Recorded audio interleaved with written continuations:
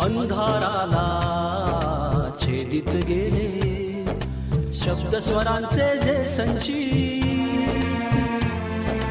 अंधाराला छेदित गेले शब्द स्वरांचे जे संचित, तेच उजळून प्रदीप्त केला, तेच उजळून प्रदीप्त केला तुमचा आमचा जागर दीप, तुमचा आमचा जागर दीप, तुमचा आमचा जागर दीप.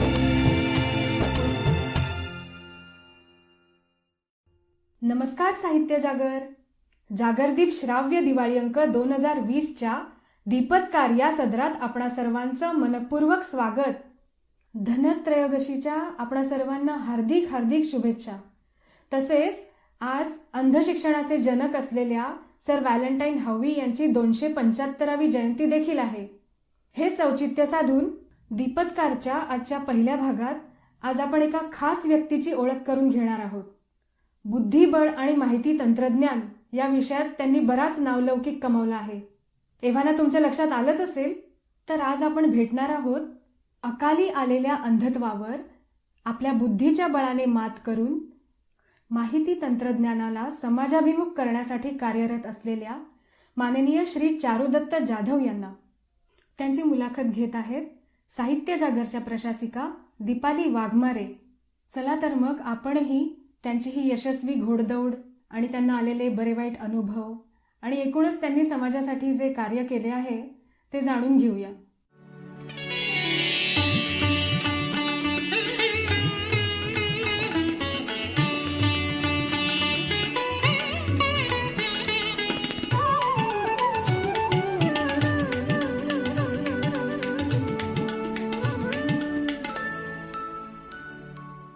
नमस्कार श्रोते हो.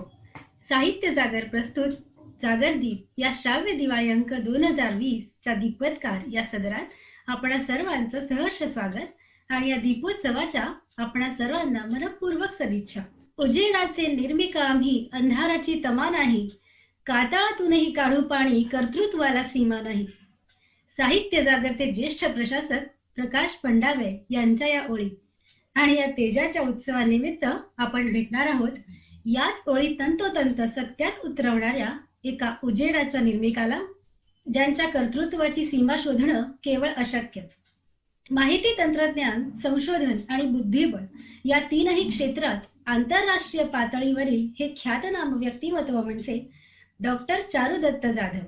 चारुदत्त सर सध्या TCS या बहुराष्ट्रीय कंपनीत ॲक्सेसिबिलिटी सेंटर ऑफ एक्सलन्सचे प्रमुख म्हणून काम पाहत आहेत. चला तर जाणून घेऊया चारुदत्त सरांचा एक आव्हानात्मक आणि तितकाच प्रेरणादायी प्रवास त्यांच्याचकडून. नमस्कार सर. आणि नमस्कार. आपलं खूप स्वागत आणि दीपावलीच्या अनेक अनेक शुभेच्छा. धन्यवाद आणि शुभेच्छा तुम्हाला सुद्धा. धन्यवाद सर. सर, वयाच्या 13व्या वर्षी म्हणजे 8वीत जवळजवळ अंधत्व आल्यानंतर आपण 10वीला मेरिट लिस्ट मध्ये आला होतात आणि पुढेही न थांबता अर्थशास्त्र या विषयात पदवी घेतलीत. पुढे जाऊन सुगम्यता म्हणजे ॲक्सेसिबिलिटी या विषयात आपण PhD सुद्धा केली. तर हे अंधत्व कसं आलं आणि आपण त्यातून मार्ग कसा काढला? 8वीत असताना 13व्या वर्षी मला रॅटिनल डिटॅचमेंट झालं आणि माझ्या डाव्या डोळ्याची विजन कम्प्लिटली गेली आणि उजव्या डोळ्याची विजन सुद्धा खूप कमी झाली. आणि तो एक शॉक होता. म्हणजे आम्ही आणि आमच्या फॅमिलीने असं ब्लाइंड म्हणून असं कधी पूर्वी बघितलं नव्हतं आणि सडनली असं झाल्यामुळे मी स्वतः शॉक मध्ये होतो. माझे पॅरेंट्स पण शॉक मध्ये होते आणि खूप अपेक्षा होत्या माझ्या पॅरेंट्सच्या माझ्याकडनं. माझे दोन्ही पॅरेंट्स अशिक्षित आहेत आणि शिक्षण किती महत्वाचं आहे आयुष्यामध्ये ह्याचा महत्व माझ्या वडिलांपेक्षा जास्त कोणी सांगू शकत नव्हतं मला. कारण त्यांचा प्रवास, त्यांची प्रगती फक्त शिक्षणाच्या अभावामुळे अडली होती आणि त्यामुळे त्यांनी इव्हन आमची परिस्थिती हालाकीची होती तेव्हा सुद्धा आम्हाला चारी भावंडांना शिक्षणामध्ये काही कमी नाही केलं. आणि सडनली असं जेव्हा झालं आणि तेव्हा फार म्हणजे डिफिकल्ट होतं की मी आता पुढे शिकू शकणार नाही. आणि माझं शिक्षण म्हणजे असं म्हणजे फार ब्राईट स्टुडंट होतो, त्यांना माझ्याकडनं खूप अपेक्षा होत्या. त्यामुळे तो एक जो पिरियड होता तो फार म्हणजे माझ्या आयुष्यातला एक डिफिकल्ट पिरियड होता. पण ती जन्मजात एक अशी जिद्द म्हणजे होती. म्हणजे पहिले 6 महिने मग मी ऍडजस्टमेंटलाच गेली. 6 महिने शाळेत गेलो नाही 8वीच्या त्या वर्षांमध्ये. आणि पण त्या 6 महिन्यामध्ये I brought my that confidence back. आणि मग वडिलांना परस्यू केलं की काही असू दे, मला शिक्षण कंटिन्यू करायचंय. डॉक्टरने सांगितलं होतं जेवढं दिसतंय तेवढं जर प्रिझर्व करायचं असेल तर जास्त डोळ्याला त्रास देता कामा नये वगैरे वगैरे. आणि त्यावेळी डॉक्टर लोकांना पण ब्लाइंड लोक कसं शिकतात वगैरे माहिती नव्हतं. आम्हाला सुद्धा काहीच माहिती नव्हतं. पण शेवटी जिद्दीने डॉक्टरांना कन्व्हिन्स वगैरे करून मी वडिलांना सांगितलं की मी जास्त अभ्यास करणार नाही, फक्त शाळेत जाऊन बसणार, ऐकणार आणि परीक्षा देणार. त्याच्या याने मी 9वीला जॉईन केलं. 9वी 10वी मी स्वतः वाचून म्हणजे डोळ्याच्या एकदम जवळ पुस्तक घेऊन वाचून कम्प्लीट केलं माझं 10वी पर्यंत. आणि 83ची परीक्षा दिल्यानंतर 1 वर्ष मग मी गॅप घेतला. आणि त्या पिरियडमध्ये मला national association for the blind ची माहिती मिळाली आमच्या नातेवाईकांकडून. आणि ऑक्टोबर 84 मला तो महिना आठवतो, कारण मी माझ्या आयुष्यातला तो एक माइलस्टोन समजतो. फर्स्ट टाइम मी नॅशनल असोसिएशन फॉर द ब्लाइंडच्या रिहॅबिलिटेशन कोर्समध्ये गेलो. आणि तिथे मी पहिल्यांदा ब्लाइंड लोकांना पाहिलं. म्हणजे तोपर्यंत माझं माइंडसेट हे डिप्रेसच होतं. मी जरी SSC पास केलं असेल तरी असंच होतं की आता मी ब्लाइंड झालं म्हणजे मी माझ्या आयुष्यात काहीच नाही करू शकणार. कारण आतापर्यंत आम्ही आमच्या सोसायटीमध्ये लोकांकडनं ऐकलं होतं की ब्लाइंड लोकांना दिसत नसेल तर तू आयुष्यामध्ये काहीच नाही करू शकत. पण तिथे गेल्यानंतर जेव्हा मी ब्लाइंड लोकांना पाहिलं की ब्लाइंड लोक काठी घेऊन एकटे फिरतायत, ज्यांना काही दिसत नाही. म्हणजे मला तरी थोडं दिसत होतं, मी पार्शियल ब्लाइंड होतो. त्याच्यानंतर मी लोकांना सुईमध्ये धागा टाकताना बघितला, काही मुलांना जेवण करताना बघितलं. त्यांची ज्या डॉर्मिनेटरीमध्ये मी गेलो जिथे ते आपले कपडे बळी करून कसे बॅगमध्ये ठेवतात, ह्या सगळ्या म्हणजे एक नवल होतं माझ्यासाठी. म्हणजे या छोट्या छोट्या गोष्टी ते म्हणजे वॉशरूम मध्ये जाऊन बरोबर जाऊन आंघोळ करून परत आपलं सगळं सामान परत आपल्या बेडच्या इकडे घेऊन येणं, बरोबर आपल्या बेडवर जाणं, हे म्हणजे प्रत्येक दिवस तो त्या पिरियड मधला माझ्यासाठी एक नवलाईचा होता. म्हणजे त्यांच्यासाठी ते त्या डे टू डे ऍक्टिव्हिटीज होत्या, पण माझ्यासाठी म्हणजे हे एक इम्पॉसिबल पॉसिबल होते असं वाटत होतं.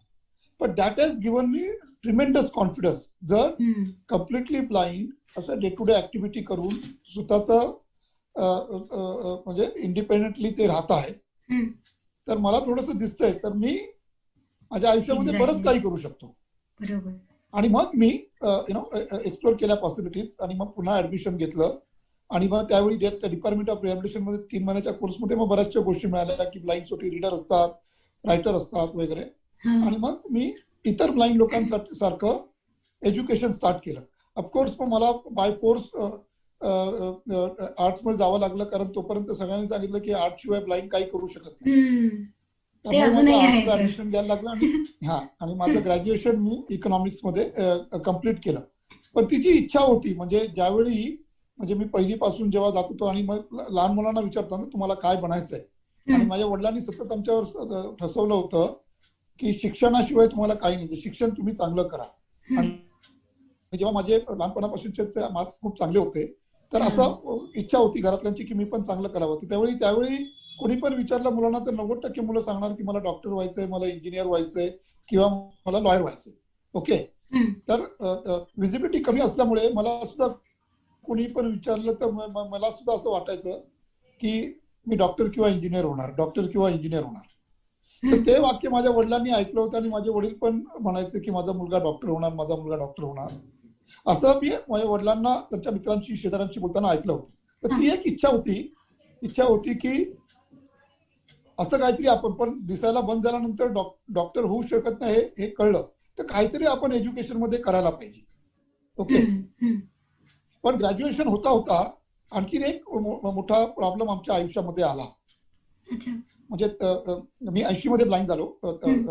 82 मध्ये माझ्या वडिलांचा जॉब गेला.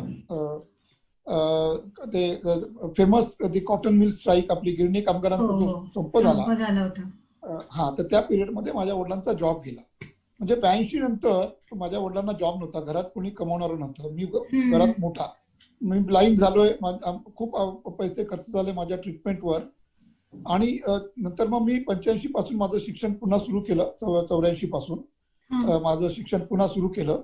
पण ते शिक्षण सुरू करताना ती एक ऍडिशनल जबाबदारी आली की मी घरातला मोठा आहे आणि मला सुद्धा घरातलं काहीतरी करायचंय. आणि मग ते पार्ट टाइम जॉब करून ते शिक्षण, असं ती एक जर्नी सुरू झाली. आणि मग ते एक ध्येय होतं की शिक्षण तर करायचंच आहे, पण आता पूर्ण फोकस शिक्षणावर न करता आपल्या कुटुंबाला पण आपण काय मदत करू शकतो. माझ्या इतर भावंडांचं शिक्षण बद्दल होता कामा नये पैसे नसल्यामुळे. तर मग पार्ट टाइम म्हणजे वेगवेगळ्या प्रकारचे पार्ट टाइम जॉब वगैरे त्या पिरियडमध्ये केले. म्हणजे माझा आयुष्यातला पहिला जॉब त्यावेळी 225 रुपयाचा होता. सकाळी 1.5 तास आणि संध्याकाळी 1.5 तास काम करायचं वगैरे, असं मी ती जर्नी सुरू केली. तर त्यामुळे माझं शिक्षण, माझं जॉब, पार्ट टाइम जॉब आणि माझे जे ऍस्पिरेशन्स होते आयुष्यामध्ये इतर काही करायचं, हे सगळं आहे ना एकत्र सुरू झालं. पण हे मी करू शकलो त्या काळामध्ये फक्त एवढंच की 80 ते 85 हा जो 5 वर्षाचा पिरियड होता माझा आयुष्यातला, तो इतका डिफिकल्ट होता. म्हणजे I can consider one of the most difficult period of my life. इतके प्रॉब्लेम आले, म्हणजे I cannot explain that in words. पण त्याच्यातून जर मी पॉझिटिव्ह बघितलं तर त्या वयात, म्हणजे 13व्या वर्षापासून 18व्या वर्षापर्यंत जे प्रॉब्लेम फेस केले, त्या प्रॉब्लेममुळे मी एक व्यक्ती, असं एक स्ट्रॉंग व्यक्ती म्हणून म्हणजे त्यातून निघालो त्या 5 वर्षातून. की प्रॉब्लेम येतात आणि ते प्रॉब्लेम फेस करत गेलो आणि बाहेर पडलो. म्हणजे त्या लहान वयात मला जे प्रॉब्लेम आले, त्या प्रॉब्लेमने मला एक एकदम डिटरमिन आणि स्ट्रॉंग व्यक्ती असं बनवलं. आणि तशा पद्धतीने मी माझं शिक्षण कम्प्लीट केलं. ग्रॅज्युएशन नंतर मी पुढे शिक्षण कंटिन्यू करताना आलं मला, मास्टर्स वगैरे. कारण जसं मी सांगितलं की परिस्थिती हालाकीची होती, त्यामुळे फुल टाइम जॉब ही प्रायोरिटी होती. तर ती फुल टाइम जॉब मला म्हणजे 89ला ग्रॅज्युएशन झालं, मी परीक्षा देऊन आलो आणि घरी मला अपॉइंटमेंट लेटर मिळालं. आणि इमिजिएटली मी, म्हणजे रिझल्टच्या अगोदरच I join the government bank आणि तिकडे जॉईन झालं 89 मध्ये. 89 आणि असं मी माझं ते परस्यू केलं. म्हणजे मी तो पिरियड मी तसा पास केला. म्हणजे सर, एवढे सगळे चॅलेंजेस असून सुद्धा तुमची जिद्द आणि कुटुंबियांचा जो सपोर्ट होता, वडिलांचा, तो खूप महत्वाचा ठरला या काळात. हो, म्हणजे 2 गोष्टी माझ्या पूर्ण व्यक्तिमत्वांवर जो फरक पडला त्या 2 गोष्टींमुळे. एक, ब्लाइंड होण्यापूर्वी वडिलांनी एक विजन दिली होती की शिक्षण करायचं आणि शिक्षणात काहीतरी करायचं आयुष्यात, तर ते कायम राहिलं माझ्या आजपर्यंत. आणि दुसरं, ब्लाइंड झाल्यानंतर माझे वडील अशिक्षित जरी असले तरी किती विजनरी होते आणि किती टॅलेंटेड होते, त्याचं एक एक्झाम्पल आहे. जेव्हा मी ऑक्टोबरमध्ये 84ला NAB मध्ये गेलो, तेव्हा माझ्यासारखे जे मधून लाईन जे झालेले होते, त्यांना पालक दररोज घेऊन आणून सोडायचे आणि घेऊन जायचे संध्याकाळी. माझ्या वडिलांनी फक्त आठवडाभर केलं माझ्यासाठी ते. आणि नंतर त्यांनी मला सांगितलं की जर तुला आयुष्यात, माझ्या वडिलांनी पण बघितलं ब्लाइंड लोकांना तिथे कसं गोष्टी करतायत त्या 5-7 दिवसात. तर त्यांनी सांगितलं की जर मी ह्या मुलांना बघितलं हे सगळं करताय, तर तुला सुद्धा ह्या मुलांसारखं जर बनायचं असेल आणि आयुष्यात इंडिपेंडंट बनायचं असेल, तर तू तुझ्या सगळ्या गोष्टी इंडिपेंडेंटली करायला पाहिजे. त्यामुळे तू जाणं येणं सुद्धा इंडिपेंडेंटली सुरू करायला पाहिजे. तर ते त्यांनी माझ्यामध्ये म्हणजे निर्माण केलं. म्हणजे इतर पालकांसारखं त्यांनी मला डिपेंडंट नाही केलं की मला ते नेऊन सोडणार, घेऊन येणार, प्रवास कसा मी करणार, तसं नाही. त्यांनी तिथूनच मला ती वृत्ती माझ्यामध्ये निर्माण करायचा प्रयत्न केला की जे पण तू करणार ते इंडिपेंडंट करायला शिकायला पाहिजे आणि तू ती उडी घ्यायला पाहिजे पाण्यात, होईल ते होईल, आपण बघू असं. तर ह्या 2 गोष्टींनी माझं पूर्ण आहे ना, म्हणजे डायरेक्शन आयुष्याकडे बघायचं पूर्ण बदललं. ओके, वा. सर, मग पुढे तुम्ही सांगितलं की तुम्ही ग्रॅज्युएशन नंतर, म्हणजे अर्थशास्त्रात तुम्ही ग्रॅज्युएशन केलं, राईट? आणि त्याच्यानंतर तुम्हाला गव्हर्नमेंट सेक्टरमध्ये नोकरी मिळाली होती इंडियन बँकमध्ये. आणि तुमच्यावर एक मोठी जबाबदारी होती कुटुंबाची सुद्धा, की आपल्याला पुढे शिक्षण कंटिन्यू न करता आधी आपल्याला जॉब मिळायला हवा. पण मग इंडियन बँकेत नोकरी मिळाल्यानंतर आपण माहिती तंत्रज्ञान क्षेत्राकडे कसे वळलात मग? ओके. तर काय झालं, मी 1985 पासून जसं म्हणजे मी म्हटलं 1985 हे वर्ष माझ्या आयुष्यातलं एक टर्निंग पॉइंट आहे. ओके. हा. 84 ला डिपार्टमेंट ऑफ ग्रॅज्युएशनचा कोर्स केल्यानंतर 85 ला मी टेलिफोन ऑपरेटरच्या कोर्सला जॉईन झालो. पार्ट टाइम जॉब करायला सुरुवात केली. त्याचबरोबर मी जेव्हा ब्लाइंड झालो 80 मध्ये, मी आउटडोर स्पोर्ट्स मध्ये खूप चांगला होतो. मी खूप चांगला ऍथलीट होतो. शाळेमध्ये मी 100 मीटर शॉर्टपुट याच्यामध्ये शाळेत आणि आंतरशाळेमध्ये मला प्राइजेस मिळाले होते. मी क्रिकेट खूप चांगला खेळायचो. फक्त आमच्या कॉलनीमध्ये नाही तर मला बाहेरच्या कॉलनीमधली मुलं सुद्धा घेऊन जायची खेळायला, बरोबर, म्हणजे घेऊन जायची त्यांच्या टीमसाठी. पण ब्लाइंड झाल्यामुळे आउटडोर गेम बंद झाले. तर माझा ऑटोमॅटिकली फोकस असा इंडोर गेम मध्ये झाला. म्हणजे स्पोर्ट्स हे माझ्या आतमध्ये होतं, म्हणजे कुठेतरी की that is one of my interest area. तर मग इंडोर मध्ये कॅरम आणि चेस ह्याच्यामध्ये माझा इंटरेस्ट सुरू झाला आणि मग मी खेळायला सुरुवात केली. 85 ला मी एक टुर्नामेंट खेळली आमच्याच कॉलनीमध्ये. डिस्ट्रिक्ट लेवलची टुर्नामेंट होती आणि मी एकटा ब्लाइंड होतो त्याच्यामध्ये, बाकी सगळे सायटेड होते. ब्लाइंड म्हणजे पार्शियल ब्लाइंड, मला असं एकदम जवळ जाऊन बोर्ड बघायला लागायचा. पण ती टुर्नामेंट मी जिंकली मी ब्लाइंड असताना. म्हणजे टेबल लॅम्प लावून बोर्डवर असा, म्हणजे खूप प्रकाश पडावा म्हणजे मला सगळं दिसेल असं लावून तो खेळलो मी. पण त्याच्यामुळे काय झालं की आणखीन एक कॉन्फिडन्स आला मला. मी आधी इतर ब्लाइंड लोकांना बऱ्याचशा गोष्टी करताना बघितल्या. इथे एक मला आयुष्यातला धडा मिळाला की मी जर खेळामध्ये ह्या सायटेड म्हणजे डोळस लोकांना हरवू शकतो आणि एक टुर्नामेंट जिंकू शकतो, तर मी माझ्या आयुष्यामध्ये बरंच काही करू शकतो. म्हणजे तुम्ही एकटेच तिथे 85 पासून एकटेच व्हिज्युअली चॅलेंज होतात का? मी एकटाच ब्लाइंड होतो त्या टुर्नामेंटमध्ये. अच्छा, ओके ओके. माझ्या कॉलनीमधनं मला सांगितलं होतं, कारण मी खूप चांगला खेळायचो आमच्या कॉलनीमध्ये. बरोबर. तर त्यांनी मला सांगितलं तू पण जाऊन ही टुर्नामेंट खेळ. वा, मी गेलो. मग मी तिथे टेबल लॅम्प वगैरे, मग माझा टेबल असा लावायचा जिकडे इलेक्ट्रिकचा पॉईंट मिळेल आणि मी बसायचो. काही लोकांनी ऑब्जेक्शन पण घेतलं की या लाईटचा आम्हाला त्रास होतो वगैरे वगैरे. खूप म्हणजे तसे खूप प्रॉब्लेम आले. पण मी कंटिन्यू केली, ती टुर्नामेंट कम्प्लीट केली आणि जिंकली ती टुर्नामेंट. ओके. तर ती टुर्नामेंट एक टर्निंग पॉईंट, म्हणजे माझ्या कॉन्फिडन्स मध्ये एक कम्प्लीट हे आलं, म्हणजे चेंज आला म्हणजे माझ्या याच्यामध्ये बघण्याच्या दृष्टिकोन मध्ये. आणि तो कॉन्फिडन्स वृद्धिगत झाला की आतापर्यंत मी फक्त ब्लाइंड म्हणून इंडिपेंडंट व्हायचं एवढंच. आता मला एक वेगळा मार्ग मिळाला की मी फक्त ब्लाइंड म्हणूनच जगण्याची गरज नाही. मी जर एका एरियामध्ये, एका खेळामध्ये मी जर डोळसांना हरवू शकतो, तर असे अनेक एरियाज असतील ज्याच्यामध्ये मी काहीतरी करून माझ्या आयुष्याची ध्येय पूर्ण करू शकतो. हा एक नवीन दृष्टिकोन मिळाला. आणि त्या दृष्टिकोनामुळे चेसमध्ये मी म्हणजे एक फुल टाइम म्हणजे माझं परस्यू करायला सुरुवात केली. मग Maharashtra chess association for the blind ही एक स्टेट लेवलची ऑर्गनायझेशन होती, तिथे मी जॉईन झालो. मग तिकडे ब्लाइंडच्या टुर्नामेंट्स खेळायला सुरुवात झाल्या. मग मी सायटेडमध्ये जाऊन टुर्नामेंट खेळायला सुरुवात केली प्रोफेशनल लेवलला.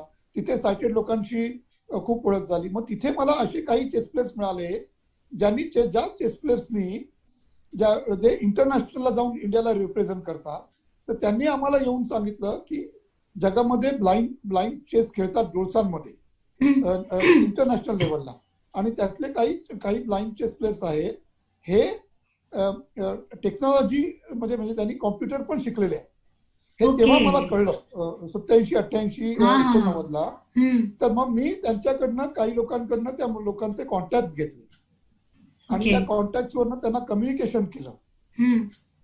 मग त्यांनी सांगितलं की कॉम्प्युटरला अटॅच करायचं असतं, ते आपल्याला स्क्रीन टचून दाखवतं आणि मग आपण ब्लाइंड लोक कॉम्प्युटरवर काम करू शकतो.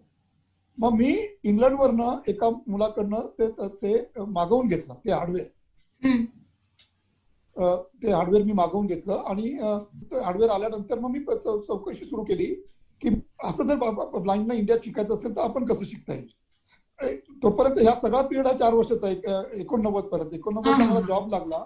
1 वर्ष माझं म्हणजे ते जॉब मध्ये सेटल, माझं चेसचं करिअर चाललंच होतं. पण त्या 1 वर्षामध्ये मी माहिती काढली आणि मग मला इथे आपलं हाजी अलीमध्ये फेलोशिप ऑफ फिजिकली हँडिकॅप म्हणून एक संस्था आहे. तर तिथे त्यांनी डिसेबल लोकांसाठी 2 वर्षांचा डिप्लोमा, प्रोग्रामिंगचा डिप्लोमा केला होता. स्टार्ट केला होता, डिसेबलसाठी, ब्लाइंडसाठी नाही. हा. तर त्यांना मी जाऊन भेटलो आणि त्यांना सांगितलं की बाबा मला पण शिकायची इच्छा आहे. तर त्या लोक म्हणाले की ब्लाइंड शिकणार कसं. तर त्यांना म्हटलं तुम्ही प्रयत्न करा, आम्ही ऐकून शिकू म्हणून. तोपर्यंत माझ्याकडे हार्डवेअर नव्हतं आलं, ते हार्डवेअर Okay. तोपर्यंत आलं नव्हतं. पण मी त्यांना सांगितलं अशा पद्धतीने ब्लाइंड करता, पण आम्ही अटेंड करायला तयार आहोत, प्रॅक्टिकलला आम्ही दुसऱ्यांची मदत घेऊ. आणि त्यावेळी माझा एक मित्र, आमचा आणखीन एक ब्लाइंड, पद्मकुमार वद्या, त्याला पण इंटरेस्ट होता. He is also very intelligent. माझ्यासाठी तो एक हे होता, म्हणजे त्याचं जे इंटेलिजन्स बघितल्यानंतर I was very inspire from him. तर त्याला मी सांगितलं, मग आम्ही दोघांनी तिथे ऍडमिशन घेतलं आणि आम्ही त्या दोघांनी तो कोर्स कम्प्लीट केला. तिथे ते जे टीचर शिकवायचे ते आम्ही फक्त ऐकायचो, ते प्रोग्रामिंगचे लॉजिक वगैरे, आणि प्रॅक्टिकल करताना इतर स्टुडंट बरोबर आम्ही डिक्टेट करायचो की प्रोग्रामिंगचं सिंटॅक्स काय असणार, आणि मग ते डिक्टेट करायचे, ते ऑन ऑफ अवर बिहाफ ते टाईप करायचे, प्रोग्राम रन करायचे. असं करून आम्ही तो डिप्लोमा केला 90-91. पण त्यामुळे एक कॉन्फिडन्स आला की आम्ही प्रोग्रामिंग करू शकतो. अच्छा. आणि 91ला तो कोर्स संपला आणि 93-94 मध्ये आमच्या बँकेमध्ये जिथे मी काम करतो तिथे कॉम्प्युटरायझेशन सुरू झालं. तुम्हाला आठवत असेल की त्या पिरियडला बँकिंगचं computerisation, Rajiv Gandhi prime minister झाल्यानंतर कॉम्प्युटरायझेशनला एक बूस्ट मिळाला. तर बँकिंग हे सेक्टर कॉम्प्युटरायझेशन सुरू झालं. तर मी त्याच्यामध्ये इंटरेस्ट घेतला. मी झोनल ऑफिसमध्ये असल्यामुळे पहिली कॉम्प्युटरायझेशनची इम्प्लिमेंटेशन ही झोनल ऑफिसमध्ये सुरू झाली बँकेच्या. तिथे एक डेडिकेटेड डिपार्टमेंट सुरू केलं, ईडीपी नावाचं, जिथे सगळ्या कॉम्प्युटरचे इनिशिएटिव्ह एक्झिक्यूट झाले. तर मग मी मधल्या वेळामध्ये तिथे जाऊन बसायचो त्यांच्याबरोबर, तिथे काय चालेल ते बघायचो आणि मग त्यांच्या डिस्कशनमध्ये पार्टिसिपेट करायला सुरुवात केली. आणि मग बऱ्याच वेळा ज्या एक्झिक्युशन मध्ये त्यांना प्रॉब्लेम आले की आय वॉज टेलिंग की तुम्ही असं करा असं करा, आणि मग ते प्रॉब्लेम सॉल्व्ह व्हायला लागले. त्याच्यामुळे एक कॉन्फिडन्स होत मिळत गेला मला. आणि मग 98-89 मध्ये ताडदेवला ब्लाइंडसाठी एक पहिलं कॉम्प्युटर सेंटर सुरू झालं, बेसिक कोर्सचं. ताडदेवचा जे शाळा आहे आपली VM स्कूल, व्हिक्टोरियल मेमोरियल, तर तिथे, आणि मग तिथे जाऊन मग मी तो पुन्हा एक कोर्स केला. पण तोपर्यंत माझ्याकडे प्रोग्रामिंगचं बॅकग्राऊंड होतं.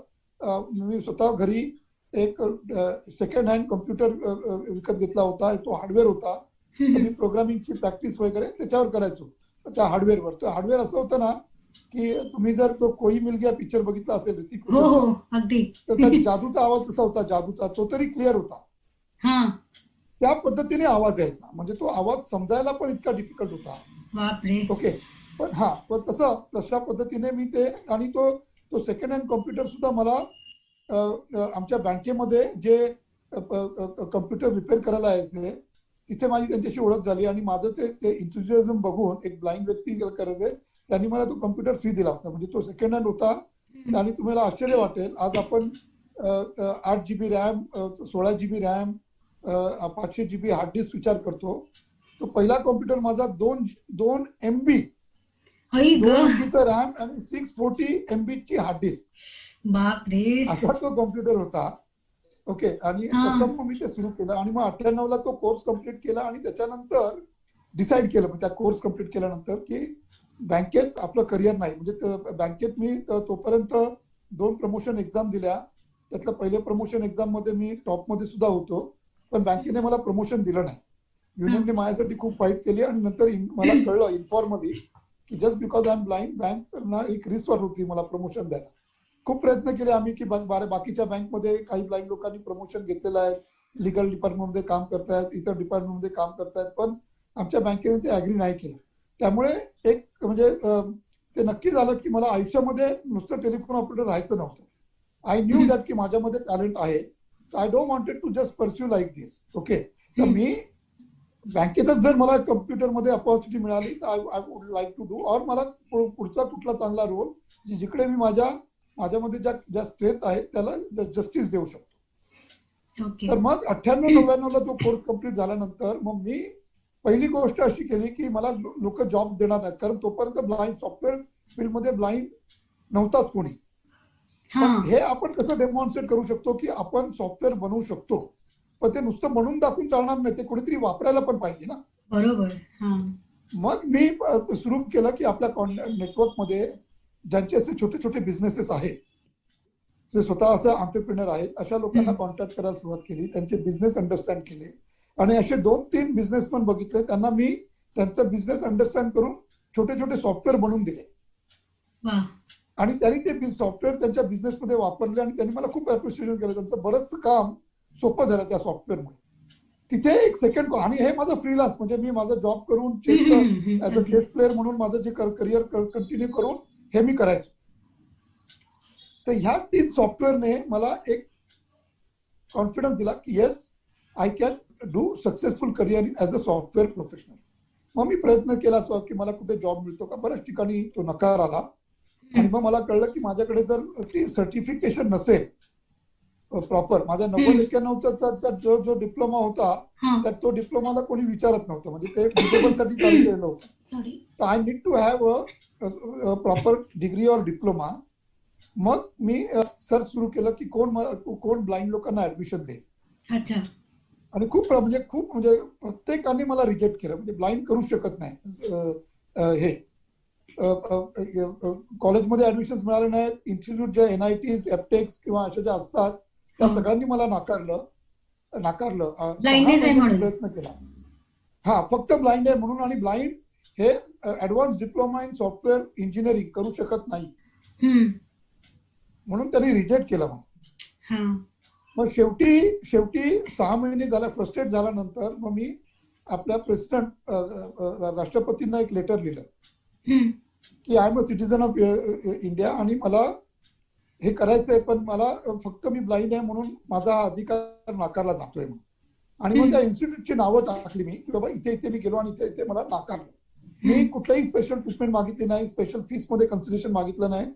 मी त्यांना म्हटलं तुम्ही इतर लोकांना शिकवता त्याच बॅचेसमध्ये जाऊन बसणार मी आणि मला कंटिन्यू करायचं.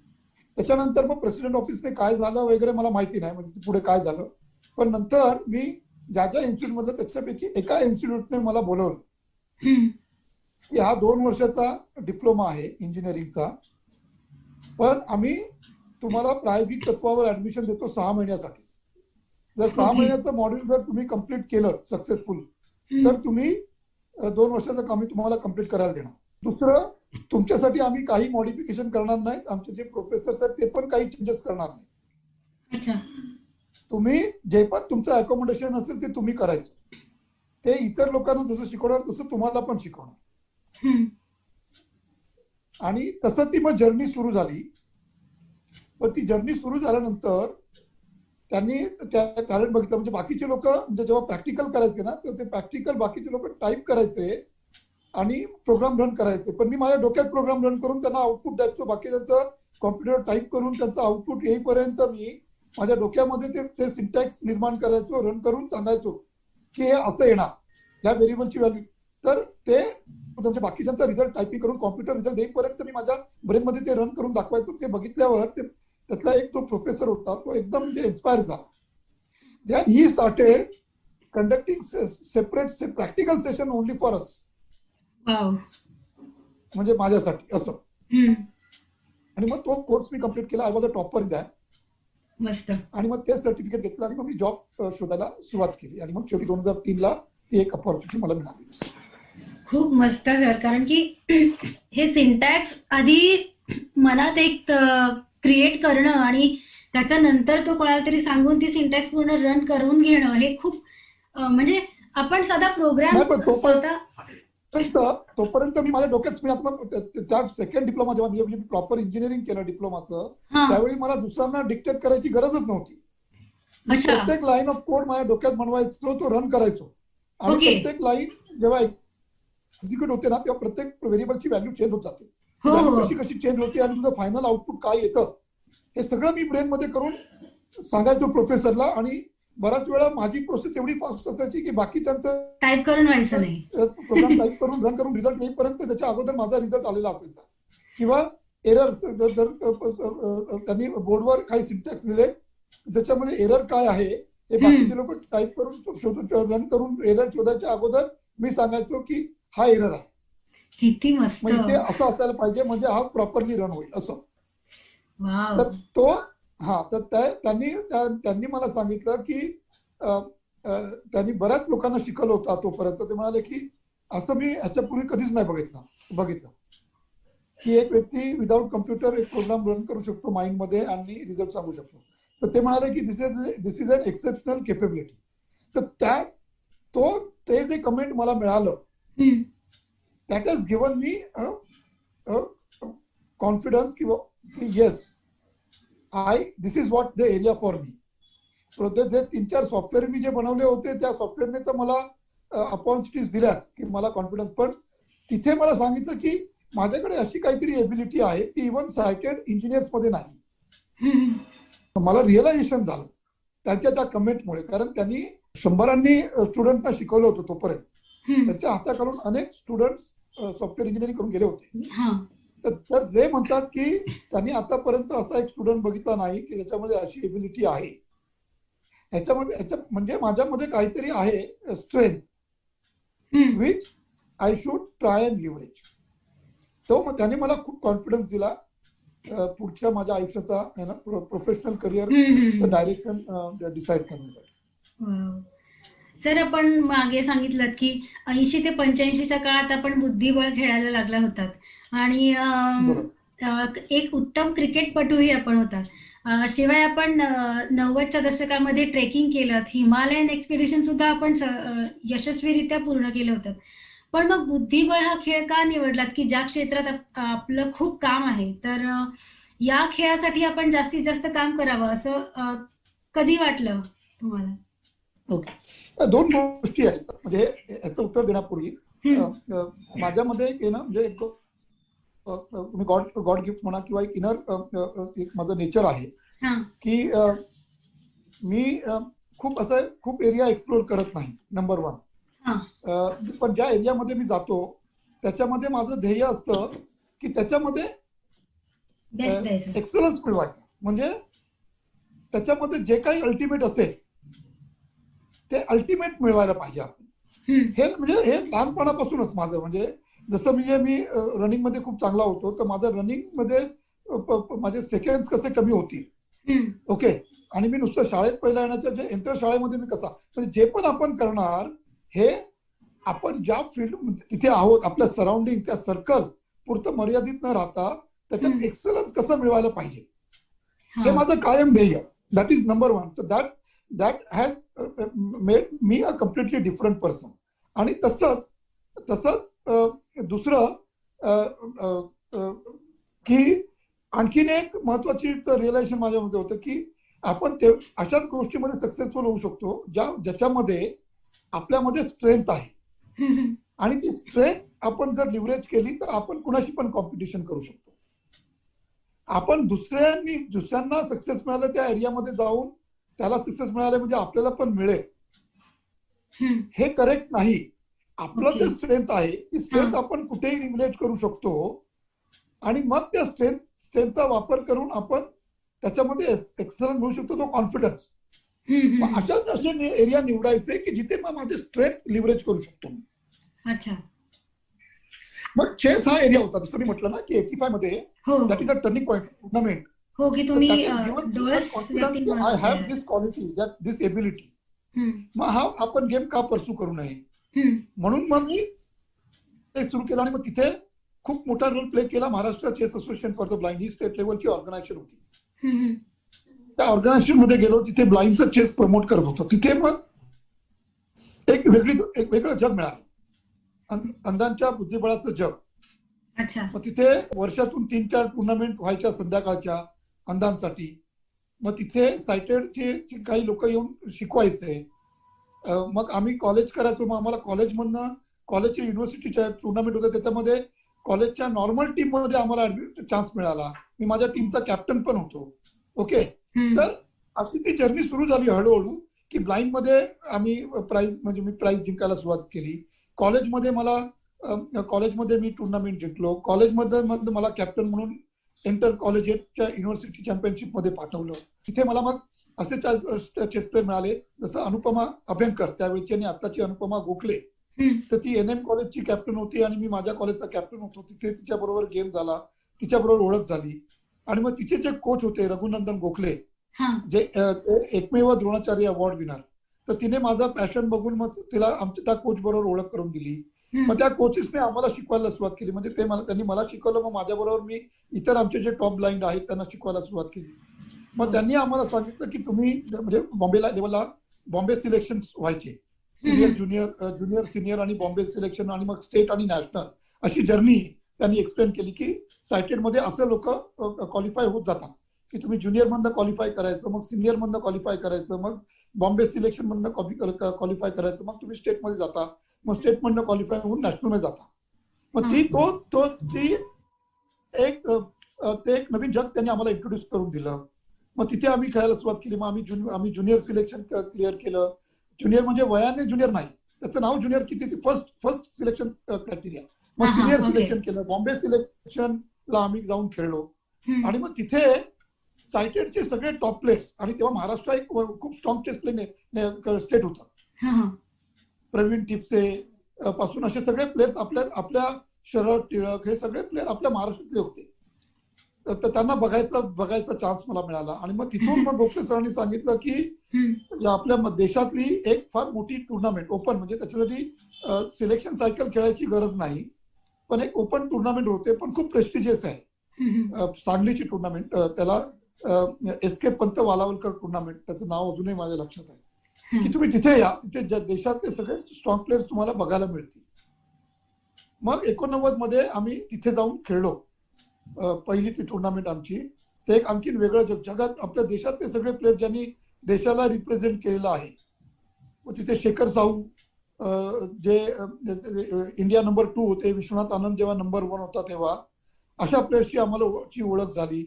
अभिजित कुंटे त्याच्यानंतर तो ग्रँड मास्टर झाला, लहान मुलगा आमच्या समोर एकदम लहान, तो शॉर्ट पॅन्टवर आम्हाला भेटला, तिथे आमची ओळख झाली. चंद्रशेखर गोखले, जयंत गोखले भाऊ आहे इंटरनॅशनल मास्टर्स, हे तिथे आम्हाला भेटले.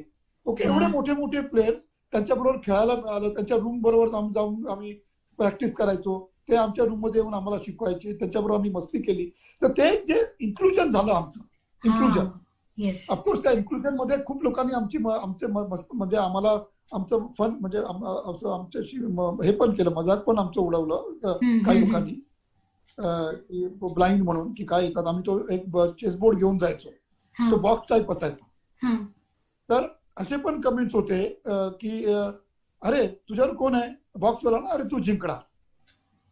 म्हणजे सायटेड लोक असे पण काही होते की जे अरे ब्लाइंड व्यक्ती आहे ना, तू जिंकणार, डोंट वरी, आजचा गेम तू जिंकणार.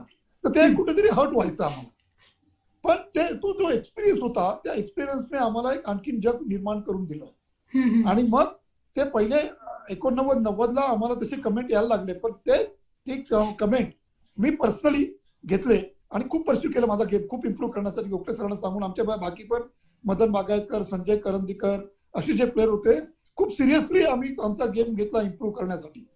आणि नंतर मग 91-92ला जेव्हा आम्ही जाऊन परत खेळलो, तेव्हा आम्ही अशा पद्धतीने परफॉर्मन्स दिला की तशा त्या टाईपच्या लोकांनी नंतर म्हणायला लागलं, अरे कोण आहे, अरे बॉक्सवाले प्लेयर आहेत का तुझ्याबरोबर, नाही सांभाळू ना, असं. म्हणजे आता जास्ती तर म्हणजे हे जे एक्सपिरियन्स होते, म्हणजे जसं 85 पासून 91-92-93 पर्यंत हे जसं झालं, तसं ही एक जर्नी होती. म्हणजे आधी आम्ही फक्त त्या महाराष्ट्र चेस असोसिएशनच्या त्या करिरोडच्या एका ऑफिसमध्ये, त्या एका रूम मध्ये चेस खेळायचो आमच्या 50-60 ब्लाइंड लोकांच्या आतमध्ये. मग आम्ही सायटेड मध्ये जाऊन खेळायला सुरुवात केली, फक्त मुंबईत. मग आम्ही नॅशनलच्या ओपन टुर्नामेंटमध्ये मोठ्या लोकांबरोबर जाऊन खेळायला सुरुवात केली. मग आपण आपल्या स्टेट चॅम्पियनशिप पण ब्लाइंडची का होऊ नये म्हणून आम्ही मग चेस केलं. मग मला महाराष्ट्राची स्टेट चॅम्पियनशिप पण घेतली. पण मग महाराष्ट्राची चेस चॅम्पियनशिप घ्यायची असेल तर हा खेळ आपल्या राज्यात पण पोचला पाहिजे. मग अशा पद्धतीने मग चेस प्लेयर बरोबर मी चेस प्रमोट करायला पण सुरुवात केली. त्यावेळी श्रीकृष्ण गाडीगावकर, म्हणजे मी त्याला माझा मेंटर समजतो, प्रमोटर म्हणून, आज ते नाहीये. तर त्यांनी खूप एक्सपोजर दिला आम्हाला. म्हणजे आम्ही खूप लहान त्यावेळी ना, म्हणजे 85ला मी 86ला तिकडे जॉईन झालो. म्हणजे आम्ही 17-18 वर्षाची मुलं, पण जबाबदारी दिली की तुम्ही जा, चाळीसगावच्या शाळेत जा, वर्धाच्या शाळेत जा, 4 दिवस तिथे राहा, तिकडच्या मुलांना शिकवा, या.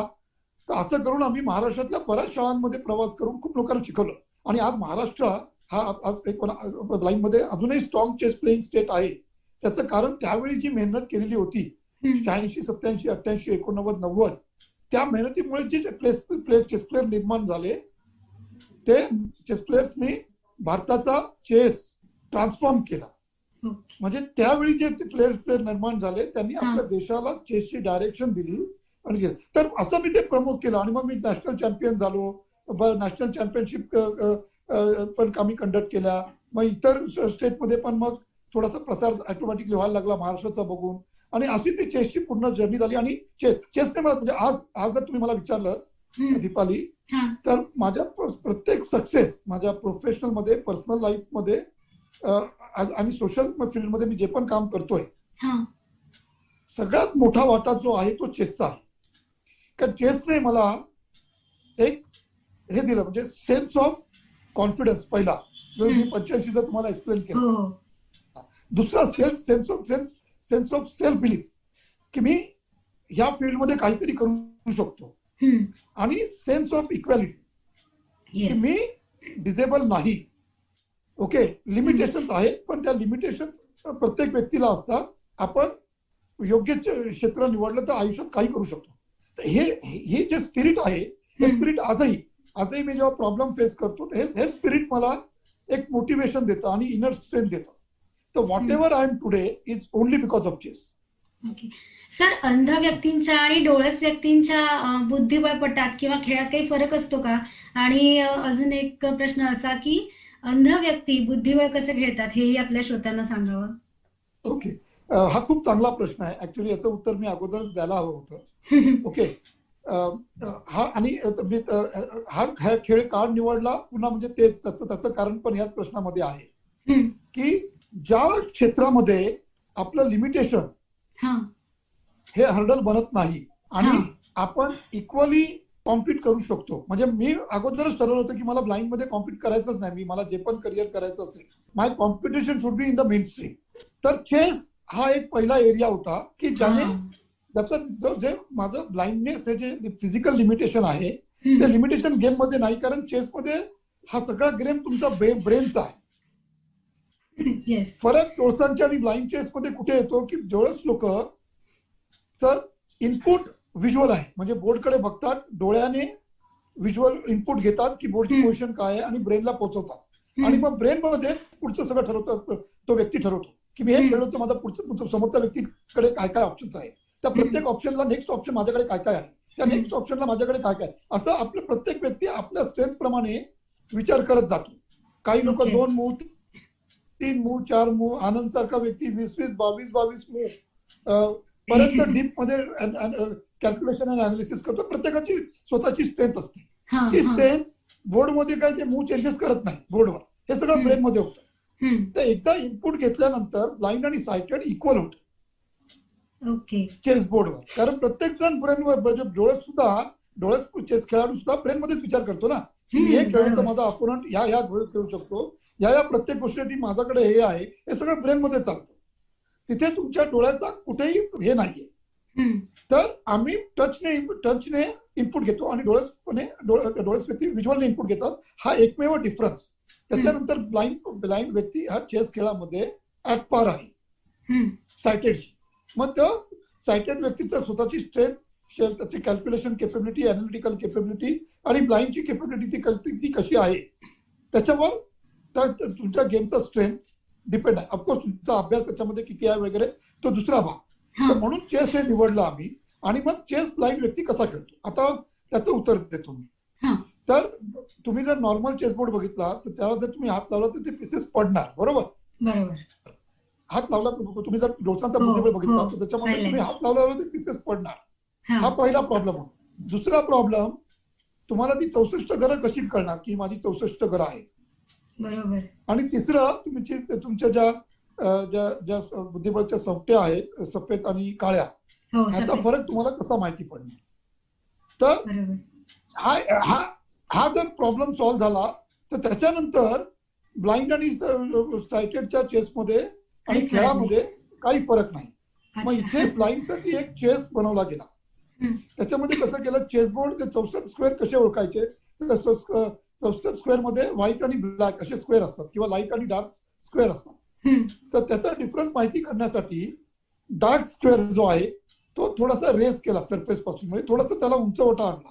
हा हा म्हणजे काळी जी घरं आहे ती सरफेस पेक्षा थोडीशी वरती आहे, 1 mm 2 mm हा वरती आहे. हा आता काय झालं, तुम्ही आता बोर्ड बघाल तर डोसांचा एकदम स्ट्रेट प्लेन असणार, हो हो पण आमच्या ब्लाइंडचा वर खाली असणार. त्याच्यामुळे लाईट स्क्वेअर कुठला आणि डार्क स्क्वेअर कुठला हम्म. हे आता ह्याचा फरक आम्हाला कळला. बरोबर. दुसरा बदल काय केला बोर्डमध्ये, की प्रत्येक जे संख्या आहेत हम्म. त्याला खाली रॉड अटॅच केले, खिळा हम्म. अटॅच केला हा आणि प्रत्येक 64 घराला एक होल मारलं. हा आता काय झालं की त्या खिळा त्या सोंट्याला असल्यामुळे त्या होलमध्ये तो टाकल्यानंतर तिथेच आम्ही राहणार. हात जरी लावला तरी त्या चौकट्या पडणार हलत नाही. नाही, जागेवर बरोबर. पडत नाही. ओके, तर हा सेकंड प्रॉब्लेम पण आम्ही सॉल्व्ह झाला ह्याच्यामध्ये. हम्म. आणि तिसरा आता प्रॉब्लेम राहिला की काळ्या आणि पांढऱ्या सोंगट्या कशा समजायच्या, हम्म. डिफरन्स. ओके, तर काळ्या संस्थांच्या वरती ब्रेलचा कसा डॉट येतो, एक छोटासा हो, डॉट हो. आहे ना ब्रेलचा एक हो डॉट, तसा एक डॉट काळ्याच्या पीसेसच्या वरती बनवला गेला. मग तो तुम्ही कशा पद्धतीने पण बनवा. नॉर्मली आम्ही छोटीशी टाचणी असते ना, त्याचा वरचा जो टॉप आहे तो हा. टॉप टाचणीचा आम्ही ठोकून टाकायचो त्याच्यामध्ये. हम्म. आता काळ्या संख्यांच्या वरती असं तुमचा एक बिंदी तयार झाली, एक तो डॉट तयार झाला. आता आम्हाला काळ्या आणि पांढऱ्या संख्यांचा डिफरन्स पण कळायला लागला. आणि आता हत्ती वेगळा, घोडा वेगळा, उंट वेगळा, त्यांचे शेप वेगळे, ते तसे बाय डिफॉल्ट ब्लाइंड लोक तसे पण ओळखू शकत होते, हो कारण प्रत्येकाचा शेप वेगळा. शेप वेगळा आहे. तर त्याच्यामध्ये आम्हाला काही चॅलेंज नाही आले. आता अशा पद्धतीने आमचा ब्लाइंडचा चेसबोर्ड तयार झाला. हम्म. तर आता आम्ही हात लावून चेस खेळायचो आणि ब्लाइंड डोळस लोक बघून खेळायचे. मग आता काय झालं, सगळे रूल सेम आहेत ब्लाइंड आणि सायटेडचे, म्हणून आम्ही सायटेडमध्ये जाऊन खेळू शकतो. आमच्यासाठी काही वेगळे रूल नाहीये. फक्त एका रूलमध्ये चेंज केलेला की ब्लाइंड लोक म्हणजे सायटेडमध्ये टच टू मूव्ह असा रूल आहे, की ज्या संगतीला तुम्ही टच करणार तीच संगती तुम्हाला खेळायला पाहिजे. हा डोलसनमध्ये रूल आहे. हा तो एकच रूल आमच्या ब्लाइंडसाठी शिथिल केला गेला. ओके. तिथे त्यांनी काय चेंज केलं की तुम्ही सगळ्या संगत्यांना हात लावताय, तर हम्म, जी बरोबर. संगती तुम्ही उचलणार तीच खेळायला पाहिजे. अच्छा. कारण हात लावल्याशिवाय तर आम्ही बघू शकत पाहू नाही. शकत नाही. बरोबर. हा म्हणजे समजू शकत नाही बोर्ड. त्यामुळे टचच्या ऐवजी टच केलेल्या पीसलाच मूव्ह करायची, याच्या ऐवजी जी संगती तुम्ही उचलणार तीच मूव्ह करायची, असा रूल चेंज केला. अच्छा. ओके. फक्त एवढं चेंज केलं आणि बाकीचं सगळं सेम, सगळे रूल सेम, खेळायचे रूल सेम, तुम्हाला मिळणारा टायमिंग सेम, तुम्हाला जर इंटरनॅशनल रेटिंग मिळवायचं असेल ते सगळं सेम, इंडियाला रिप्रेझेंट करायचं असेल वर्ल्डमध्ये तरी तुमचे रूल सेम, सगळं सेम. तर आम्हाला एक इक्वल अपॉर्च्युनिटी मिळाली कॉम्पिट करायला. आणि म्हणून या खेळाकडे मी स्वतः आकर्षित झालो, कारण आय वॉन्टेड दॅट चॅलेंज की प्रूव्ह माय सेल्फ की I am not blind, I am an able body person. माझ्याकडे लिमिटेशन आहे आणि माझी एक फिलॉसॉफी आहे की प्रत्येक व्यक्ती ह्या जगामध्ये देवाने जो आणलेला आहे, हा प्रत्येक व्यक्ती युनिक आहे.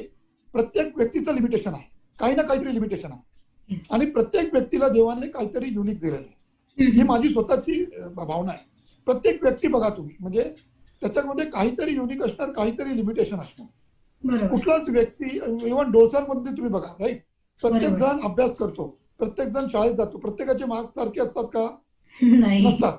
आपण ऑफिसमध्ये जातो, परफॉर्मन्स करतो, प्रत्येकाचा परफॉर्मन्स प्रत्येकाला, म्हणजे तो जरी क्लर्क जरी असेल तरी प्रत्येक 2 क्लर्कचं आउटपुट सेम नसतं. बरोबर. त्यांच्याकडे 5 सेन्सेस आहेत, त्यांना दिसतं, दोन्ही हात आहेत, दोन्ही पाय आहेत, त्यांना ऐकायला येतं, बोलता येतं, सगळं आहे, हम्म. पण तरी त्यांचा परफॉर्मन्स हा व्हेरी होतो. याचा अर्थ काय? परफॉर्मन्स हा तुमच्या 5 सेन्सेसवर अवलंबून नाही, अगदी. तो अवलंबून आणखी कशा तरी आहे. जर मग प्रत्येकाची लिमिटेशन, तर काही लोकांचं कम्युनिकेशन चांगलं नसतं, ओके, पण ते इतर कुठल्या तरी गोष्टीमध्ये चांगले असतात. चांगले असतात. काही लोकांचं कम्युनिकेशन चांगलं असतं पण त्यांचं आणखी कुठल्या तरी गोष्टीमध्ये. तर प्रत्येकामध्ये काहीतरी लिमिटेशन असतातच. आणि प्रत्येक व्यक्ती जर तुम्ही बघाल तर त्या लिमिटेशनला ओव्हरकम करून सक्सेस मिळवायचा प्रयत्न करते. प्रत्येकाची फाईट तशीच असते. प्रत्येक प्रोफेशनल व्यक्तीला तुम्ही बघा, everybody tries to leverage their strength आणि लिमिटेशनला ओव्हरकम करायचं असतं. तर मग मी पण माझ्या आयुष्याकडे त्याच दृष्टिकोनाकडे बघितलं की मी माझं लिमिटेशन, माझं आता सेन्सरी लिमिटेशन आहे, हा. तर ते लिमिटेशन ओव्हरकम करून how I can achieve a success. आणि माझ्या सक्सेसची डेफिनेशन ही एक्सलन्स आहे. येस.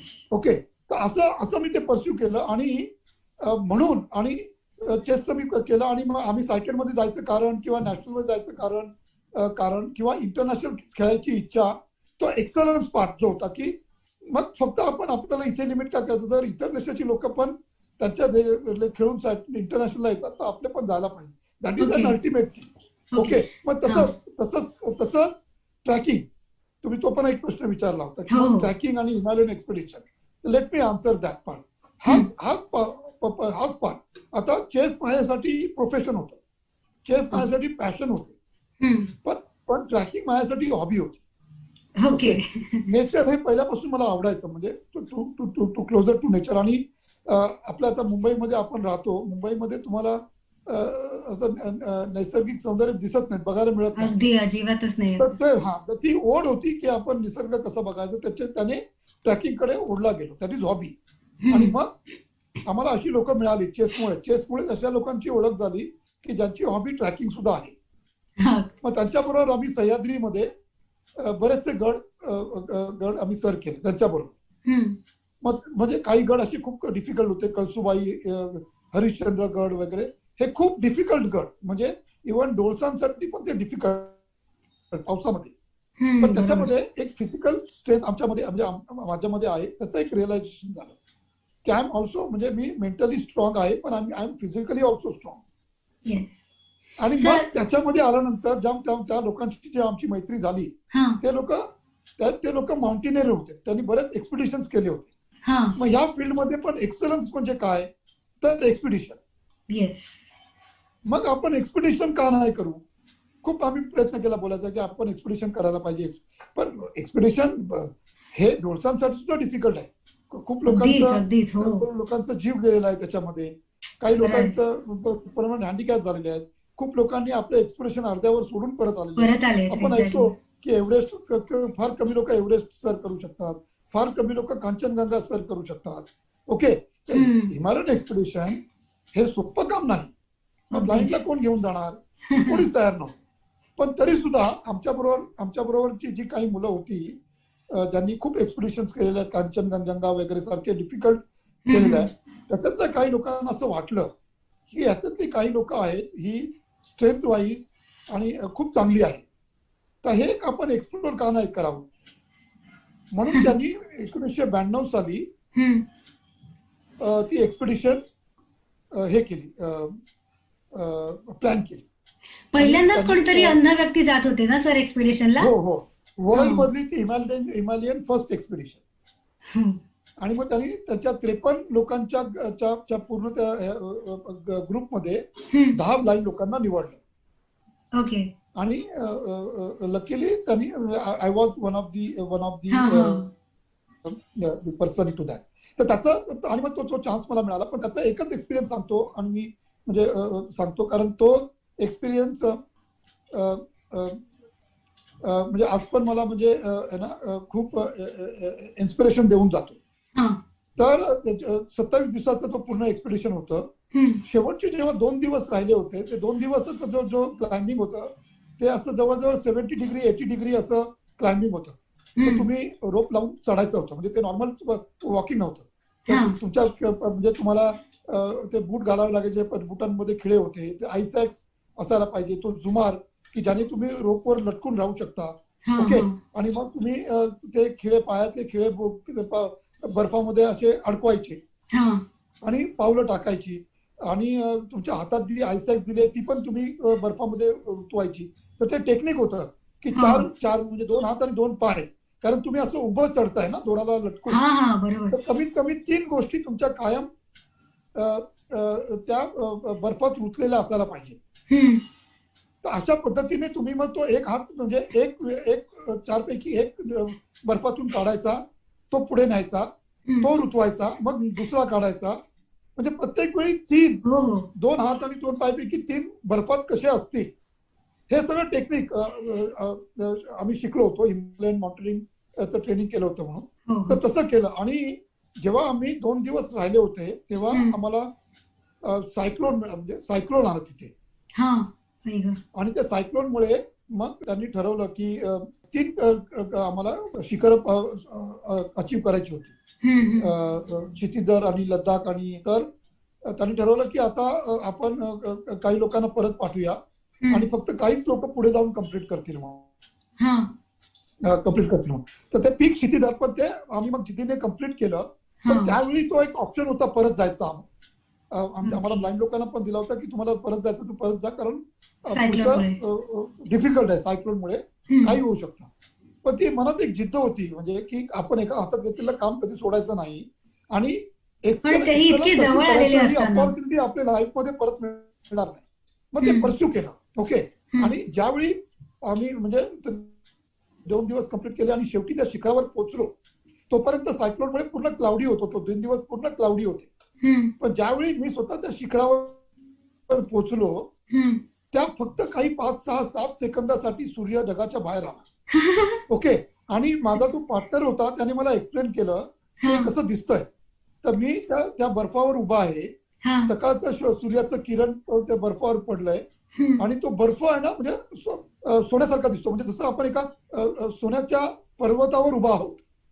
किती असं त्याने मला ते व्हिज्युअल नेचर कसं दिसतं एक्सप्लेन केलं. किती ब्युटिफुल, सिरियसली. हा. आणि मग मी त्याचा कसं मी म्हणजे हे केलं, म्हणजे देवाने मला तो म्हणजे सूर्य बाहेर आला त्याने आशीर्वाद दिला माझ्या त्या अचिव्हमेंटवर. तो मुवमेंट मग मी म्हणजे मग ते एक आणखीन आलं की आयुष्यामध्ये किती पण डिफिकल्ट परिस्थिती आली तर जर आपल्यामध्ये कॉन्फिडन्स असेल की आपण हे करू शकतो आणि जर आपण ती विजन आणि अम्बिशन सेट केली तर ती कधीच अर्ध्यावर सोडायची नाही.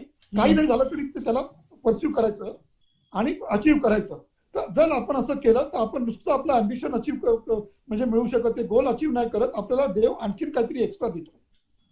ह्याचं एक आणखीन रिअलायझेशन त्या एक्सपिडिशनला मला झालं. आणि आज तागायत पण किती पण चॅलेंजिंग असाइनमेंट घेतल्या तर I always remember this moment की आपल्यामध्ये बिलीफ ठेवायचं आणि ते ड्रीम पूर्ण डिटर्मिनेशनने परस्यू करायचं. काही होऊ दे, आपल्या बरोबरच्या लोकांना ते सक्सेसफुल म्हणजे होईल नाही होईल, वाटेल नाही वाटेल, आपल्याला वाटतंय ना की ते पॉसिबल आहे, than follow that dream with complete determination.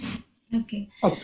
त्यामुळे ते एक्सपिडिशनचं माझ्या आयुष्यामध्ये एक वेगळं महत्व आहे. म्हणजे एक युनिक अपॉर्च्युनिटी होती आम्हाला एक्सपिडिशनची, ती आहेच. तो शिखर सर करायचा एक आनंद वेगळा आहेच.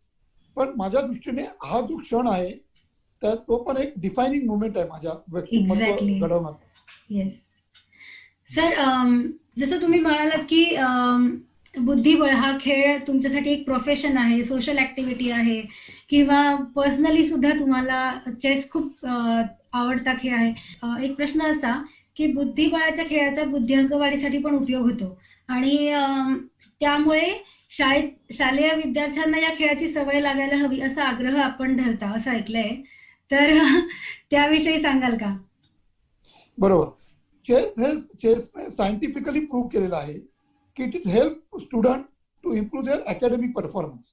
तर एक अमेरिकेमध्ये सर्वे झालेला होता की जी मुलं बुद्धिबळ सायंटिफिकली शिकतात, प्रॉपर वेने शिकतात, त्यांचा अकॅडमिक परफॉर्मन्स हा इतर लोकांपेक्षा जास्त इम्प्रूव्ह होतो. ओके.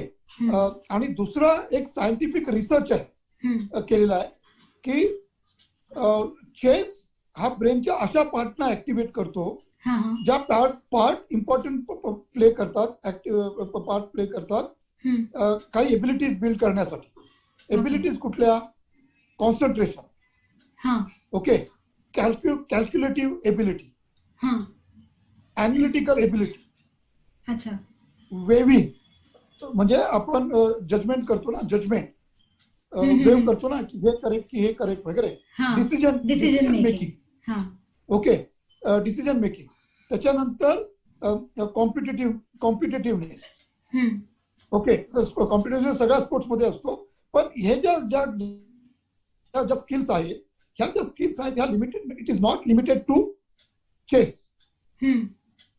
ह्या एबिलिटीज तुम्हाला डिसिजन तुमच्या आयुष्यात प्रत्येक स्टेजला तुम्हाला डिसिजन घ्यायला लागतं. हा. आणि ते डिसिजन तुम्ही कसं म्हणजे तुम्ही ते डिसिजन घेण्यासाठी तुम्हाला अनालिसिस करायला लागतात, कॅल्क्युलेशन करायला लागतात. ओके, एक एलिमेंट ऑफ रिस्क असते, ती तुम्हाला इव्हॅल्युएट करायला लागते. आयुष्यामध्ये काहीतरी मोठं मिळवायला पाहिजे तर तुम्हाला एक रिस्क पण घ्यावी लागते. म्हणजे तुम्ही अगदीच. रिस्क न घेता आयुष्यात पुढे जाऊ नाही शकत. मग ती कॅल्क्युलेटिव्ह रिस्क कशी घ्यायला पाहिजे. हा. ओके, एखादी गोष्ट करायची असेल तर फुल कॉन्सन्ट्रेशन निघून फोकसने करायला पाहिजे. तर चेसमध्ये तुम्हाला फुल फोकस आणि फुल कॉन्सन्ट्रेशन लागतं त्या 64 घरांमध्ये. ओके ओके, आणि मग तुमच्याकडे जेव्हा ऑप्शन देतात की माझ्याकडे हा पण मार्ग आहे आणि हा पण मार्ग आहे, मग त्याच्यामध्ये राईट आणि रॉंग नसतं, तिथे ट्रेड ऑफ असतं. ओके, प्रत्येकामध्ये काहीतरी पॉझिटिव्ह काहीतरी निगेटिव्ह असतं आणि मग ते डिसिजन घ्यायला लागतं. ओके, तर मग ते वेविंग तुम्ही कसं करायचं आणि मग एक मार्ग कसा निवडायचा, या सगळ्या ज्या स्किल्स आहे या चेसमध्ये डेव्हलप होतात. कारण चेस बाय डिफॉल्ट तुम्हाला हे करायला लावतं खेळताना. ऑफकोर्स त्याच्याबरोबर स्ट्रॅटेजिक थिंकिंग, तुमचं प्लॅनिंग, हे सगळं मॅनेजरियल स्किल्स पण त्याच्यामध्ये येतात. ओके, हा, आणि मग ह्या ज्या स्किल्स तुम्ही आता बघा, ह्या सगळ्या स्किल्स तुम्हाला तुमच्या पर्सनल आणि इम्पॉर्टंटली प्रोफेशनल लाईफला लागतातच. अगदीच.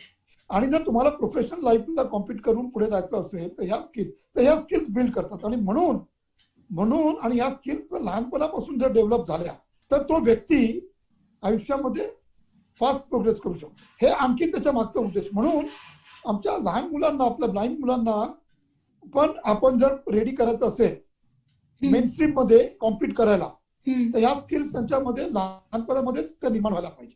मग चेस हे शाळेमध्ये प्रमोट करायचा उद्देश हा आहे की ह्या एबिलिटीज आपण ब्लाइंड मुलांमध्ये कशा करायच्या. सेकंड, त्याच्यामध्ये आणखी दुसरी गोष्ट पण आहे, मॅथमॅटिकल कॅल्क्युलेशन्स. मॅथमॅटिक्स पण फार इम्पॉर्टंट. आपल्या ब्लाइंड मुलांमध्ये बरेच लहान आपली मुलं जनरल मॅथ्स घेतात, अल्जेब्रा, जॉमेट्री घेत नाहीत आणि मग पुढे सायन्स मध्ये परस्यू करता येत नाही, एज्युकेशन वगैरे बरंच. आणि मग त्या मॅथमॅटिकल एबिलिटीज कधी डेव्हलपच होत नाही. तर हा चेस मॅथमॅटिकल एबिलिटी पण डेव्हलप करायला हेल्प करतो. लॉजिकल थिंकिंग, लॉजिकली पण तुम्हाला थिंक करायला लागतं. या सगळ्या ज्या स्किल्स आहेत या चेस, आणि म्हणून मी ते चालू केलं की शाळेमध्ये चेस इंट्रोड्यूस करायचं. मग त्याच्यानंतर तुम्ही तो चेस खेळ हा स्पोर्ट्समन म्हणून तुम्ही निवडा किंवा नका निवडा, पण तुमचा जो पहिला जो कोर्स आहे तो तुम्ही थिअरिटिकली स्ट्रक्चर्ड वेने शिका की तुम्हाला ह्या एबिलिटीज बिल्ड करता येईल आणि त्या एबिलिटीज तुम्ही तुमच्या आयुष्यामध्ये पुढे घेऊन. आणि त्याच्यामुळे आम्ही हा चेस प्रमोट केला, म्हणजे दोन्ही उद्देशाने. एक तर हे की आपण एक स्ट्रॉंग ब्लाइंड व्यक्ती निर्माण करायचा की जो ऍडव्हर्सिटी फेस करू शकेल आणि या सगळ्या एबिलिटी बिल्ड करून ज्या पण क्षेत्रामध्ये त्याला करिअर करायचं त्या क्षेत्रामध्ये सायटेडशी कॉम्पिटिशन करू शकेल. आणि दुसरं की हा खेळ आम्हाला जी इक्वल अपॉर्च्युनिटी देतो, तो डोळसांमध्ये जाऊन आम्ही कॉम्पिट करू शकतो आणि पुढे जाऊन देशाचं नाव कसं आम्ही निर्माण करू शकतो, देशाला ग्लोरी आणून, मेडल्स आणून नॅशनल इंटरनॅशनलला, म्हणून आम्ही परस्यू केला. आणि म्हणून आम्ही देशभरात सुद्धा या चेसचा प्रसार केला. ओके सर, अंध बुद्धिबळ खेळाडूंसाठी राष्ट्रीय पातळीवर एखादी संघटना निर्माण करायची गरज कधी भासली? आणि अजून एक असं विचारेन की all India chess federation for the blind या संघटनेची स्थापना कशी झाली? हा पण एक चांगला प्रश्न आहे. आणि जसं मी तुम्हाला आताच माझी जर्नी सांगितली, FI पासून 92, 93, 94 महाराष्ट्र चेस असोसिएशन हा मला स्टेट लेवलचा प्लॅटफॉर्म होता. स्टेट चॅम्पियनशिप, नॅशनल चॅम्पियनशिप घेतल्या. खूप म्हणजे आम्हाला नावलौकिक मिळालं. म्हणजे डोळसांमध्ये सुरुवातीला लोक आमचं फन म्हणजे मजाक उडवायचे, पण नंतर लोकांनी आम्हाला सिरियस घ्यायला सुरुवात केली. त्याच्यानंतर मी तुम्हाला ते पण सांगितलं की मला सायटेड लोकांना, आमच्या प्लेयर्स कडनं कळलं की ब्लाइंड लोक ते इंटरनॅशनल खेळतात. आपले जे सायटेड चेस प्लेयर जेव्हा इंटरनॅशनल जातात त्यांना अपॉर्च्युनिटी मिळाली ब्लाइंड लोकांची खेळायला इंटरनॅशनलला. म्हणजे तिथे आम्हाला माहिती मिळाली होती की ब्लाइंड लोक इंटरनॅशनल मध्ये खेळतात. आणि आमचे जे पहिले कोच रघुनंदन गोखले त्यांनी आम्हाला सांगितलं की इंटरनॅशनल बॉडी सुद्धा आहे, इंटरनॅशनल ब्रेल चेस असोसिएशन. जशी सायटेडची वर्ल्डची एक बॉडी आहे तशी ब्लाइंडची सुद्धा बॉडी आहे. आणि ते लोक पण वर्ल्ड चॅम्पियनशिप आणि ऑलिम्पिक घेतात ब्लाइंडचं. मग एक इच्छा निर्माण झाली की आपण सायटेड मध्ये जाऊन सायटेडना हरवतो, मग आपण इंटरनॅशनलला पण देशाला का रिप्रेझेंट करू नये. मग 95-96 ला आम्ही त्या संस्थेशी कॉन्टॅक्ट केलं आणि सांगितलं की आम्हाला खेळायचंय. तर त्यांनी सांगितलं जर तुम्हाला खेळायचं असेल इंटरनॅशनल मध्ये तर पहिलं तुमच्या देशामध्ये एक नॅशनल बॉडी असायला पाहिजे आणि ती बॉडी ने संलग्न व्हायला पाहिजे इंटरनॅशनल बॉडीशी, तरच तुम्हाला तुमच्या देशातले प्लेयर्स फॉर्मली देशाला रिप्रेझेंट करू शकतात. मग आम्ही 95-96 ला सुरुवात केली की अशी नॅशनल बॉडी एस्टॅब्लिश व्हायला पाहिजे. आता नॅशनल बॉडी हे फार मोठं काम होतं. प्लस इंडियाची टीम इंटरनॅशनलला पाठवणं हे फार सोपं नाहीये काम. आम्हाला वाटलं की हे काम आमच्या ऐवजी ज्या एक्झिस्टिंग ज्या नॅशनल बॉडीज आहेत ज्या ब्लाइंडसाठी काम करतात मोठमोठ्या, त्यांनी हे काम करायला पाहिजे. मग आम्ही ते परस्यू करायचा प्रयत्न केला की त्यांना सांगितलं की तुमच्याकडे स्पोर्ट्स विंग आहे, हे आहे, आम्ही तुम्हाला सपोर्ट करतो, तुम्ही हा ऑब्जेक्टिव्ह घ्याल का. पण कोणीही त्याला इम्पॉर्टन्स दिला नाही. 2-3 वर्ष आम्ही प्रयत्न केला पण ते झालं नाही. मग शेवटी अगेन मग आमची जिद्द आली म्हणजे स्वतःतून की बाबा कोणी करत नाही तर आपण करायला पाहिजे. मग ठरवलं का मग आपण करू नये. मग मी तो लीड घेतला. मग माझ्याबरोबर मग संजय करंदीकर, स्वप्नील शहा, असे सूर्यकांत राऊत, मदन बागायतकर अशी काही ब्लाइंड मुलं होती. मग मी रघुनंदन गोखले आमचे जे कोच होते त्यांच्याशी बोललो. संजयदास जोशी जे माझे कोच होते त्यांच्याशी बोललो. असे काही सायटेड व्यक्ती आहेत. आणि मग आम्हाला तिथे व्हॉलंटियर म्हणून हेल्प करणारे रमाकांत साठम आणि असे जे काही 3-4 सायटेड व्यक्ती होते त्यांच्याशी मी बोललो आणि त्यांना सांगितलं की हे करायची इच्छा आहे. आपण इथपर्यंत आलो, देशभर आपण खेळतोय, डोळसांमध्ये पण खेळतोय. पण जर जोपर्यंत आपण तुम्ही जसं सायटेड लोक जाऊन देशाला मेडल आणता, आमची पण इच्छा आहे. मग त्यांनी सांगितलं की जर तुझी तयारी असेल तर आपण करू, पण हे फार मोठं काम आहे, हे सोपं नाही. ओके, देशभर प्रसार करायचा म्हणजे प्रत्येक राज्यामध्ये जायला पाहिजे, चेस पोचायला पाहिजे, राज्याच्या डिस्ट्रिक्ट पर्यंत चेस पोचायला पाहिजे, सगळ्या फॅसिलिटीज तिथपर्यंत आपण पोचवायला पाहिजे. मग नॅशनल लेवलच्या टुर्नामेंट सिलेक्शन सायकल व्हायला पाहिजे. आणि त्याच्यानंतर मोठी हर्डल जी आहे की इंडियाची प्लेयर बाहेर पाठवणं फार एक्सपेन्सिव्ह आहे. परत त्याच्यामध्ये रिस्क आहे ना की एक व्यक्ती जातो, खेळतो, परत यायला पाहिजे सेफली. हे आपल्यासारख्याला जमेल का? आपल्याला कोणाचं बॅकिंग नाही, फायनान्शियल सपोर्ट नाही. आम्ही सगळे लो मिडल क्लासची लोक सगळी. मग हे कसं जमणार? म्हणजे आधी हे सगळे प्रॉब्लेम्स आले. पण मग पुन्हा म्हणजे माझ्या मनामध्ये ते आतमध्ये होतं म्हणजे की हे जमणार, हे मला जमणार. ओके, तर तो एक कॉन्फिडन्स होता. मग मी ठरवलं की नाही, काही होऊ दे, आपण करायचं. आणि मग माझी जे बाकीचे जे माझ्या स्ट्रेंथ आहेत, बाकीच्या ज्या स्ट्रेंथ आहेत की माझं स्ट्रॅटेजिक थिंकिंग, माझं जे प्लॅनिंग एबिलिटीज, तर त्या सगळ्या ज्या आहेत त्या सगळ्या मी माझ्या एबिलिटीज आणल्या. आणि मग मी एक पूर्ण प्लॅन निर्माण केला की हे जर नॅशनलचं नुसतं नावाने नॅशनल होता कामा नये, त्याचं नाव नुसतं all India chess federation for the blind असून चालणार नाही, किंवा नुसतं 2-4-5 स्टेटमध्ये आपण नुसता प्रसार करून चालणार नाही. मग हे कसं होईल की आपण जास्तीत जास्त स्टेटपर्यंत कशी कमी वेळामध्ये आपण पोहोचू वगैरे. तर ह्याचं सगळ्यांना मी आराखडा आधी तयार केला. आणि तो आराखडा करून आपण हे कसं इम्प्लिमेंट करता येईल आपल्याला. ओके, मग आपल्याकडे पैसे नाहीत तर मग आपण बाकीच्या राज्यांमध्ये कसं पोहोचणार. मग त्यावेळी मग मी त्यावेळीची जी परिस्थिती होती तेव्हा क्रिकेट फार ब्लाइंडचं पुढे होतं. जॉर्ज अब्रामने क्रिकेट पुढे नेलं होतं, नॅशनल टुर्नामेंट ब्लाइंडच्या चालत होत्या. तर मग तो प्लॅटफॉर्म आपण कसा वापरू शकतो का? तेव्हा मी क्रिकेट खेळायचो नॅशनलमध्ये सुद्धा. तर मग तिथे आपल्याला देशभरातली लोक मिळतील, मग तिथे आपण ब्लाइंड चेसचं कसं इंट्रोड्यूस करू शकतो वगैरे, असं सगळं तो म्हणजे आराखडा आखला. आणि शेवटी ते एक डिसिजन घेतलं की नॅशनल बॉडी एस्टॅब्लिश करायची. 1 वर्ष कुठली इव्हेंट करायची नाही, टुर्नामेंट करायची नाही, फक्त हा सगळा ग्रासरूट लेवलचा प्रवास करायचा. जे देशामध्ये चेस प्लेयर आहेत त्याच्याबद्दलची माहिती मिळवायची, ज्याच्या इन्स्टिट्यूटमध्ये किंवा शाळांमध्ये चेस बोर्ड्स आहेत अशा संस्थांची माहिती मिळवायची. आणि जो काही डेटा कलेक्ट करता येईल तेवढा करायचा. आणि मग नॅशनल इव्हेंट कंडक्ट करायची. पूर्ण 97 आणि 98 जो फर्स्ट हाफ आहे आम्ही पूर्ण त्याच्यामध्ये केला आणि नॅशनल टुर्नामेंट कंडक्ट केली. तोपर्यंत झालेल्या नॅशनल टुर्नामेंटला एंट्री 80, 90, 100 होत्या. आणि त्या पहिल्या टुर्नामेंटला आम्हाला 424 एंट्रीज झाल्या 13 स्टेटमधून. आणि मग ती पूर्ण जर्नी सुरू झाली आपल्या देशाची. आणि तुम्हाला पुन्हा सांगतो म्हणजे त्यावेळेस ती संस्था स्थापन केली तेव्हा एवढे क्रिटिसिझम झाले आणि म्हणजे इतके म्हणजे मनाला लागण्यासारखं काही कमेंट्स आम्हाला पास झाले की काही लोकांनी जे चेसमध्ये होते ज्यांनी आम्हाला स्टेट लेवलला चेसला हेल्प केली होती अशा पद्धतीत काही लोकांनी मला सांगितलं की ही संस्था फक्त नॅशनल नावाची नॅशनल असणार आणि I am giving a false dream, म्हणजे false dream to blind chess players की तुम्ही इंडियाला रिप्रेझेंट करू शकता. म्हणजे मी लोकांना आहे ना हे करतो, म्हणजे चुकीचं म्हणजे गुमराह करतो. एक्झॅक्टली. ओके. आणि म्हणजे बेसिकली स्पॉइलिंग देअर करिअर, की त्यांना मी डिवोट करायला सांगतोय की तुम्ही इंडियाला रिप्रेझेंट करू शकता, you just focus on this. म्हणजे I am spoiling people's career. इथपर्यंत असं एकदम हार्श कमेंट्स आल्या आणि हे कधीच पॉसिबल नाहीये, कधीच सक्सेसफुल नाहीये.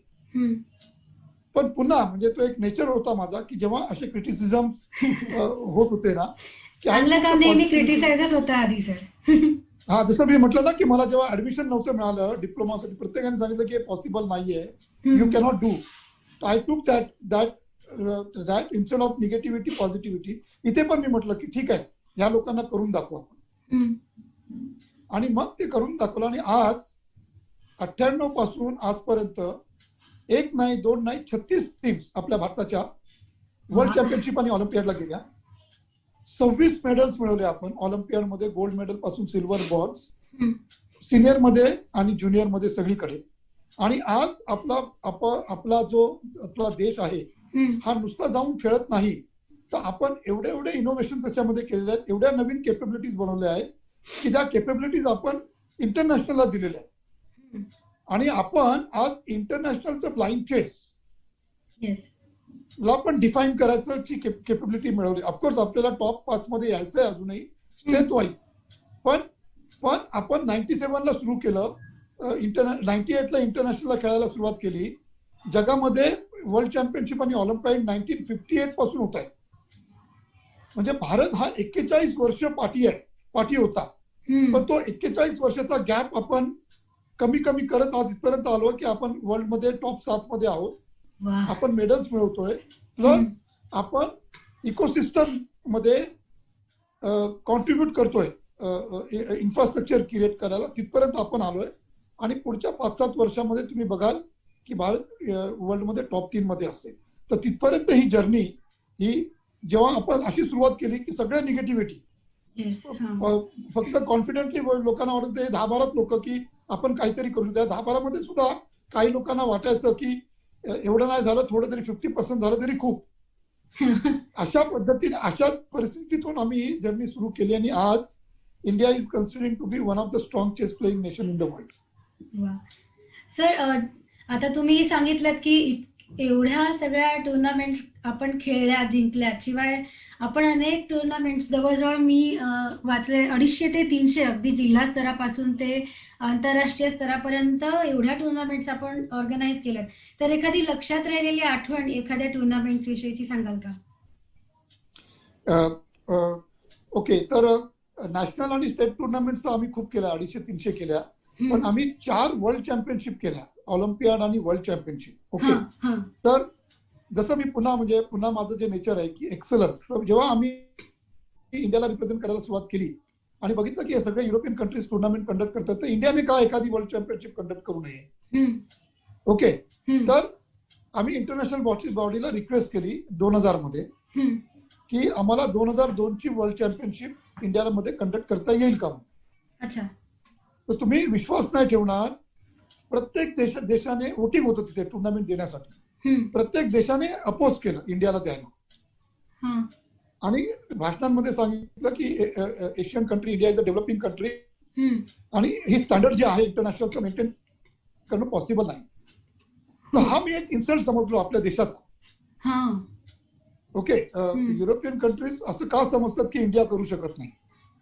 मग एक जिद्दीने आम्ही ठरवलं की नाही, आपण दाखवायचं की इंडियामध्ये पण ती केपेबिलिटी आहे.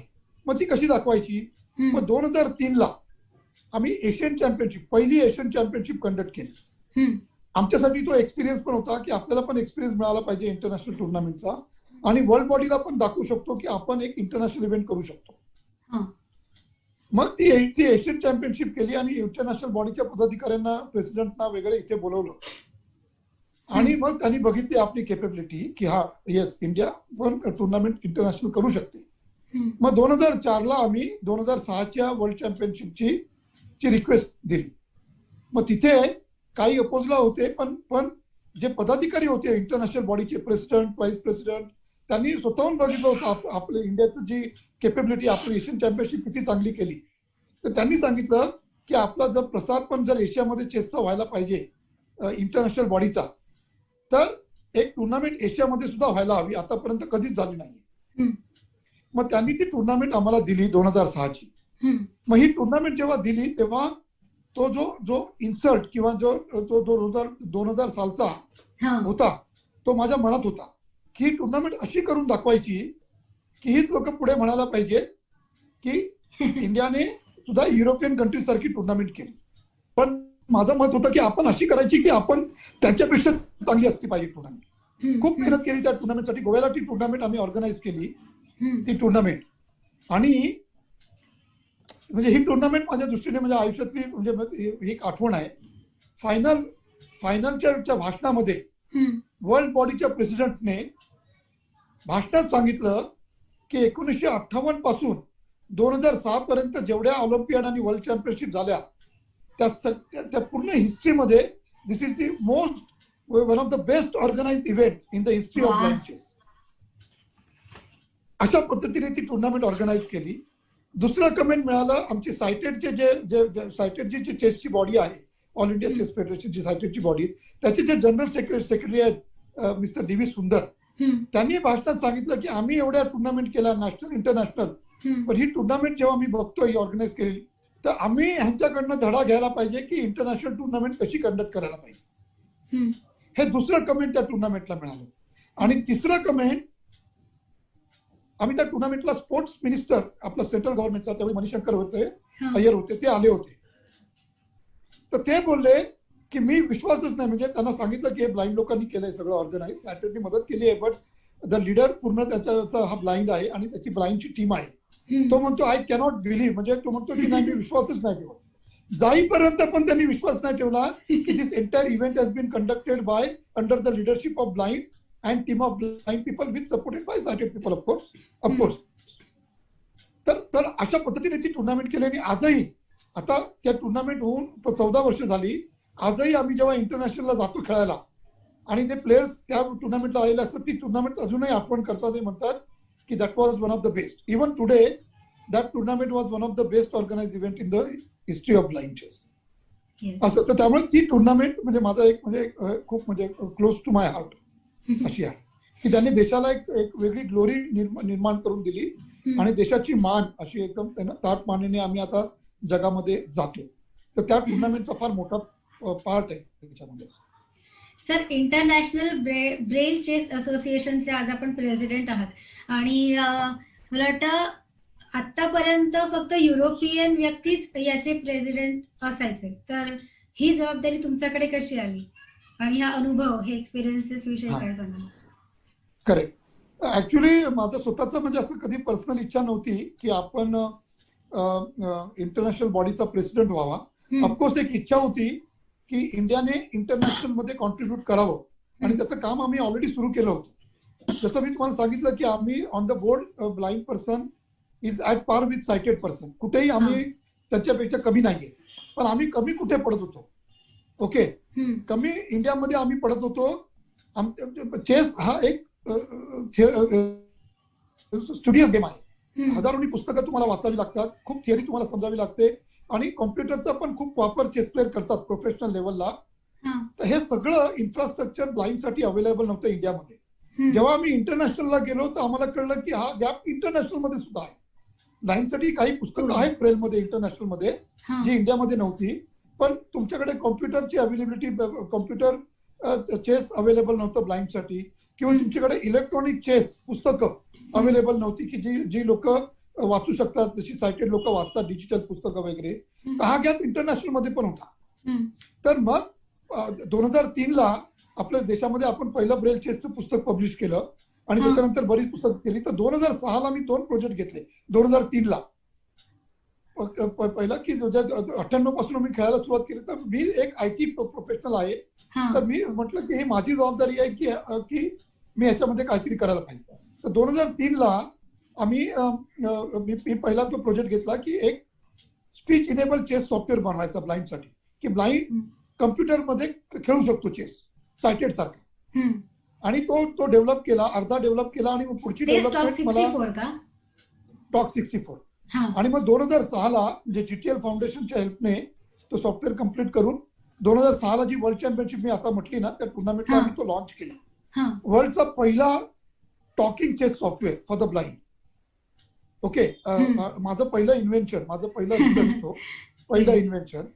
आणि तो सॉफ्टवेअर 30 कंट्रीजची लोक वापरत होती त्यावेळी.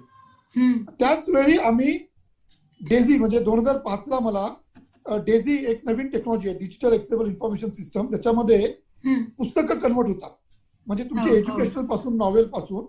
तर ही चेसची पुस्तकं एकही जगामध्ये नव्हती डेझीमध्ये.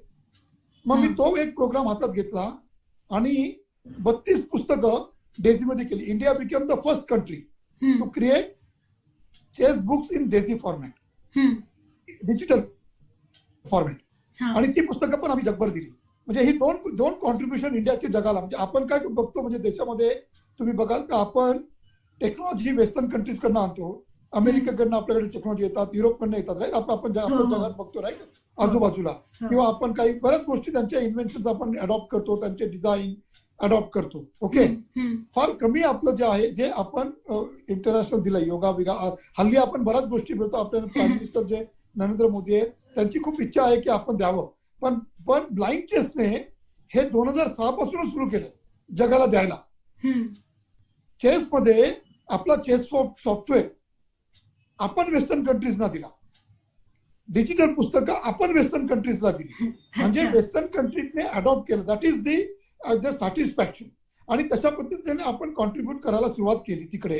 आणि नंतर मग इंटरनॅशनल मध्ये काय काय व्हायला पाहिजे, मग त्यांनी मला 2002 मध्ये व्हाईस प्रेसिडेंट म्हणून नॉमिनेट केलं.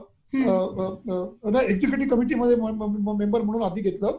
आणि 2004 ते 2008 मी एक्झिक्युटिव्ह मेंबर होतो. आणि 2008ला त्यांनी मला व्हाईस प्रेसिडेंट म्हणून घेतलं. आणि मग मी 2008 पासून 2017 पर्यंत व्हाईस प्रेसिडेंट होतो त्या बॉडीमध्ये. आणि जेवढी पण चेसच्या प्रमोशनला कॉन्ट्रीब्युट करू शकतो ते करू शकतो. प्रेसिडेंट बनायची कधी इच्छा नव्हती, कारण ती फार मोठी जबाबदारी होती. आणि माझं स्वतःचं प्रोफेशनल करिअर प्लस आपल्या देशामध्ये पण चेसचं काम पुढे न्यायचं आहे. पण सडनली त्यावेळेचा जो प्रेसिडेंट जो 2006ला पण इंडियामध्ये आला होता, त्याचं वय म्हणजे 75च्या वरती गेलं. तर त्याने ही बेसिकली सेड की he want to nominate me as a. मी त्यांना म्हटलं की मोठी जबाबदारी आहे, मला जमेल की नाही मला माहिती नाही. आणि माझ्या इतर पण माझ्या रिस्पॉन्सिबिलिटीज आहेत प्रोफेशनल आणि माझ्या देशासाठी पण चेसमध्ये. आणि मी फक्त चेसमध्ये काम करत नाही, म्हणजे टेक्नॉलॉजी ब्लाइंडसाठी इनेबल करणं, डेझीमध्ये काम करणं, डिजिटल पब्लिशिंगमध्ये माझं खूप काम आहे. म्हणजे कम्प्युटर लिटरसी, असं एज्युकेशन, एम्प्लॉयमेंट, त्याच्यामध्ये माझं काम आहे. तर I wanted to do something for my country. त्याच्यामध्ये मला कुठे कॉम्प्रोमाइज करायचं नाही. ते म्हणाले की लिडरशिप लागेल इंटरनॅशनल चेसला सुद्धा. आणि मग त्यांनी मला सांगितलं की I don't see anybody else more than capable than you. आणि मग त्यांनी मला ते कन्व्हिन्स केलं. मग मी इंडियामध्ये आलो. पहिलं मी माझ्या बॉसशी बोललो की अशी एक अपॉर्च्युनिटी येते आहे, I may have to compromise with my professional commitments थोड्याशा. मला जो माझा आपल्या ऑर्गनायझेशनचा जो इन्फ्रास्ट्रक्चर आहे तो कदाचित मला वापरायला लागेल, कारण इंटरनॅशनल कम्युनिकेशन वगैरे व्हायला लागेल सगळं. ही जबाबदारी घेण्यापूर्वी मला तुम्हाला विचारायचं की असं सपोर्ट मला मिळेल का आणि ही जबाबदारी मी घेऊ का म्हणून. तर त्यांनी मला पहिला कॉन्फिडन्स दिला की घे, ही इंडिव्हिज्युअल जबाबदारी नाहीये, हा एक देशाचा ऑनर आहे. किती छान की आहे. 1958 पासून 2017 पर्यंत जेवढे पण प्रेसिडेंट झाले हे सगळे युरोपियन होते. आणि त्याच्यानंतर अमेरिकन किंवा साऊथ आफ्रिकन किंवा ऑस्ट्रेलियन न होता त्यांनी एक एशियनला निवडला आणि त्या एशियनमध्ये पण इंडियनला निवडला. तर it's a basically an honour to our country. Okay, तर तू घे. आणि ते म्हणाले की तुझा नेचर बघून मला माहिती आहे की तुझी गोष्ट हातात घेतो ती you will definitely go and add value.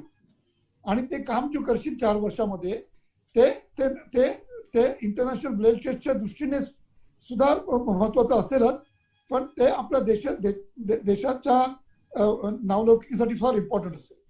You should take my support is there.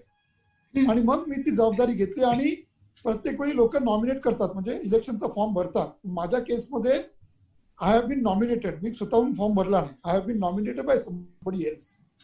आणि I have been elected there. आणि मग गेल्या आता ह्या 3 वर्षामध्ये खूप ट्रान्सफॉर्मेशन केलं. म्हणजे पूर्ण the way the international body works ते कम्प्लिटली मी चेंज केलं. त्यांचे पूर्ण ऍडमिनिस्ट्रेशन मी डिजिटाईज केलं. Everything is digitise now. International platform बनवला, सगळं तुमचं डिजिटाईज होतं. त्याच्यानंतर आता ऑनलाईन लायब्ररी इंटरनॅशनल बनवली की सगळी पुस्तकं जगातली सगळ्या कंट्रीमध्ये आहेत ती एकत्र येतील. आणि इंग्लंडची पुस्तकं इंडियामध्ये, इंडियाची पुस्तकं सगळ्यांना, अशी कशी म्हणजे प्रत्येक देशामध्ये जी कॅपेबिलिटी आहे ती कशी मल्टिप्लाय इफेक्ट आपण क्रिएट करू शकतो ते बनवलं. ऑनलाईन टुर्नामेंट प्लॅटफॉर्म आता आपण बनवतो, तो आपण इंटरनॅशनलला एक्सटेंड करणार आहे. तर तो प्रोग्राम आपला इंडिया आणि इंटरनॅशनल असा एकत्र केलेला आहे. आणि मोबाईल चेस सॉफ्टवेअर्स इनेबल केले, ते जगभर पोहोचवले. आता जगामध्ये 6 सॉफ्टवेअर्स आहेत ब्लाइंडसाठी. चेस मित्रा म्हणून आहे, तुम्ही गुगल प्ले स्टोअर मध्ये जाऊन बघा. ब्लाइंड व्यक्ती मोबाईलवर चेस खेळू शकतो, कॉम्प्युटर बरोबर मोबाईलवर ऑनलाईन खेळू शकतो. गेम अनालिसिस कॉम्प्युटर त्याला करून देणारा एक वेगळा सॉफ्टवेअर आहे. चेसचे प्रॉब्लेम सॉल्व्ह करणारा सॉफ्टवेअर आहे. जसे आपण क्रिकेट लाईव्ह बघतो टीव्हीवर, तसं live game world चॅम्पियनशिपचे Viswanathan Anand, कास्पराव, कार्पो, Carlsen असे मोठमोठ्या प्लेयरचे गेम्स तुम्ही लाईव्ह बघू शकता आणि शिकू शकता, असं सॉफ्टवेअर आहे. चेसची पुस्तकं वाचायला एक डेडिकेटेड सॉफ्टवेअर आहे. आणि रेडिओ चेस पण बनवला आम्ही की ज्याच्यामध्ये आजच्या जगात ज्या घडामोडी होतात चेसमधल्या त्या सगळ्या लोकांपर्यंत पोहोचाव्या असे 6चे 6 सॉफ्टवेअर टुगेदर म्हणून आम्ही चेस मित्र हे सगळं इन्फ्रास्ट्रक्चर क्रिएट केलं गेल्या 3 वर्षात. हे फक्त इंडियन प्लेयर्ससाठी नाही तर इंटरनॅशनल प्लेयर्ससाठी पण एक्सपेंड केलं. तर कम्प्लीट इंटरनॅशनल चेस आता डिजिटाईज झालाय आणि ट्रान्सफॉर्म झालाय 3 वर्षात. 1 वर्ष माझं राहिलंय, पुढचं वर्ष माझं शेवटचं असणार. 21ला ऑलिम्पियाडला नवीन प्रेसिडेंट इलेक्ट होतो. तर मी जस्टिस द्यायचा प्रयत्न केला या 4 वर्षामध्ये प्रेसिडेंटमध्ये. So I am very happy and satisfied की एवढी मोठी जबाबदारी मी माझ्या परीने प्रयत्न केला. त्याच्यामध्ये जे 60 वर्षात ज्या गोष्टी घडल्या नाही त्या प्रयत्न केला आणायच्या ब्लाइंड चेसमध्ये, वर्ल्डमध्ये सुद्धा. आणि वर्ल्डची बॉडी सुद्धा जशी सायटेडच्या ज्या बॉडीज आहेत वर्ल्ड बॉडीज त्या लेवलला कसं प्रोफेशनली काम करेल तिथपर्यंत आणायचा मी प्रयत्न केला. माझ्या दृष्टीने जे काही छोटं मोठं मी करू शकतो ते करायचा प्रयत्न केला. But I am satisfied that whatever I could contribute with whatever constants I had in that. Sir, या प्रेसिडेंटच्या पदासाठी तुमचं खरंच खूप अभिनंदन आहे. आणि ही खरंच खूप मोठी जबाबदारी, पण आज तुम्ही जे काम केलंय या पदावर राहून आणि ही जबाबदारी जी निभावत आहात ते खरंच खूप स्तुत्य आहे. सर, 34 पैकी जवळजवळ 27 संशोधन कल्पना अनेक देशात आज आपल्या वापरल्या जातात. शिवाय अंधांसाठीच नाही तर ऐकू न शकणाऱ्या किंवा बोलू न शकणाऱ्या व्यक्तींसाठी सुद्धा आपण अनेक उपकरणं किंवा सॉफ्टवेअर निर्माण केले आहेत. आपल्या कौशल्यांना भारताबाहेरून मागणी आहे सर, तरी सुद्धा आपण मायक्रोसॉफ्ट मध्ये जाण्याची संधी आलेली असताना TCS मध्ये राहणं पसंत केलं. तर यावरून भारताविषयीचं प्रेम आणि एक सामाजिक बांधिलकी जपण्याची भावना तर दिसतेच. पण मग आपल्या या माहिती तंत्रज्ञानातील मला तुमच्या ज्ञानाचा असेल किंवा तुमच्या कन्व्हिन्सिंग पॉवरचा असेल तर इकडच्या सरकारने किंवा माहिती तंत्रज्ञान क्षेत्राने किंवा सुगम्यता क्षेत्राने उपयोग करून घेतला का, आणि घेतला तर तो कसा काय? 2-3 प्रश्न आहेत, मी स्टेप बाय स्टेप आन्सर करतो. पहिला प्रश्न की मी इंडियन मल्टीनॅशनल का निवडली आणि इंटरनॅशनल मल्टीनॅशनल कंपनी का नाही निवडली जॉब करण्यासाठी. त्याचा बॅकग्राऊंड असा आहे की 2006ला मला नॅशनल अवॉर्ड मिळाला बेस्ट डिसेबल एम्प्लॉई म्हणून. त्यावेळेचे president honourable doctor APJ Abdul Kalam यांच्या हाताने. आणि I am very fortunate to have long term association with him, त्यांच्याबरोबर. म्हणजे तो नुसता मी त्यांच्या हातून अवॉर्ड नाही घेतला. त्या दिवशी त्यांच्याशी माझं थोडंसं डिस्कशन झालं. माझा जो चेसचा सॉफ्टवेअर मी तो म्हणालो तर तो त्या सॉफ्टवेअर बद्दल त्यांनी मला विचारलं. ते मी सांगितलं, तो रिसर्च कसा वगैरे केला. आणि माझ्या चेसमधलं माझं जे कॉन्ट्रीब्युशन आहे की देशामध्ये आपण चेसमध्ये काय काय केलं आणि माझ्या इतर सोशलमध्ये, तर त्यांनी मला ते एक सांगितलं की माझ्या पाठीवर हात ठेवून की I am proud of you, not only because of this award, पण तुझं ते लाईफचं जे मिशन आहे की along with you are not only successful in your professional life, पण education, employment, enabling technology, sports, ह्या क्षेत्रामध्ये पीपल विथ डिसेबिलिटी जे करायचा प्रयत्न आहे, जे कॉन्ट्रीब्युशन करायचा प्रयत्न आणि जे करत आलेला आहे, तर this is what is required in our country. म्हणतात की आपला देश असाच घडू शकतो आणि प्रत्येक सिटीजनचं काम आहे की आपला देश घडवायचा. मग त्यांनी त्यांचं स्वतःचं एक्झाम्पल सांगितलं की जरी त्यांनी मिसाईल्स बनवले आणि एवढं सगळं केलं, तर त्यांचं सुद्धा जी जर्नी आहे की along with achieving something in our personal career and professional career, how we could contribute in building the nation. हे जर ध्येय नसेल कुठल्याच इंडिव्हिज्युअलचं, तर मग त्या अशा सिटीजनने देश बनू शकत नाही.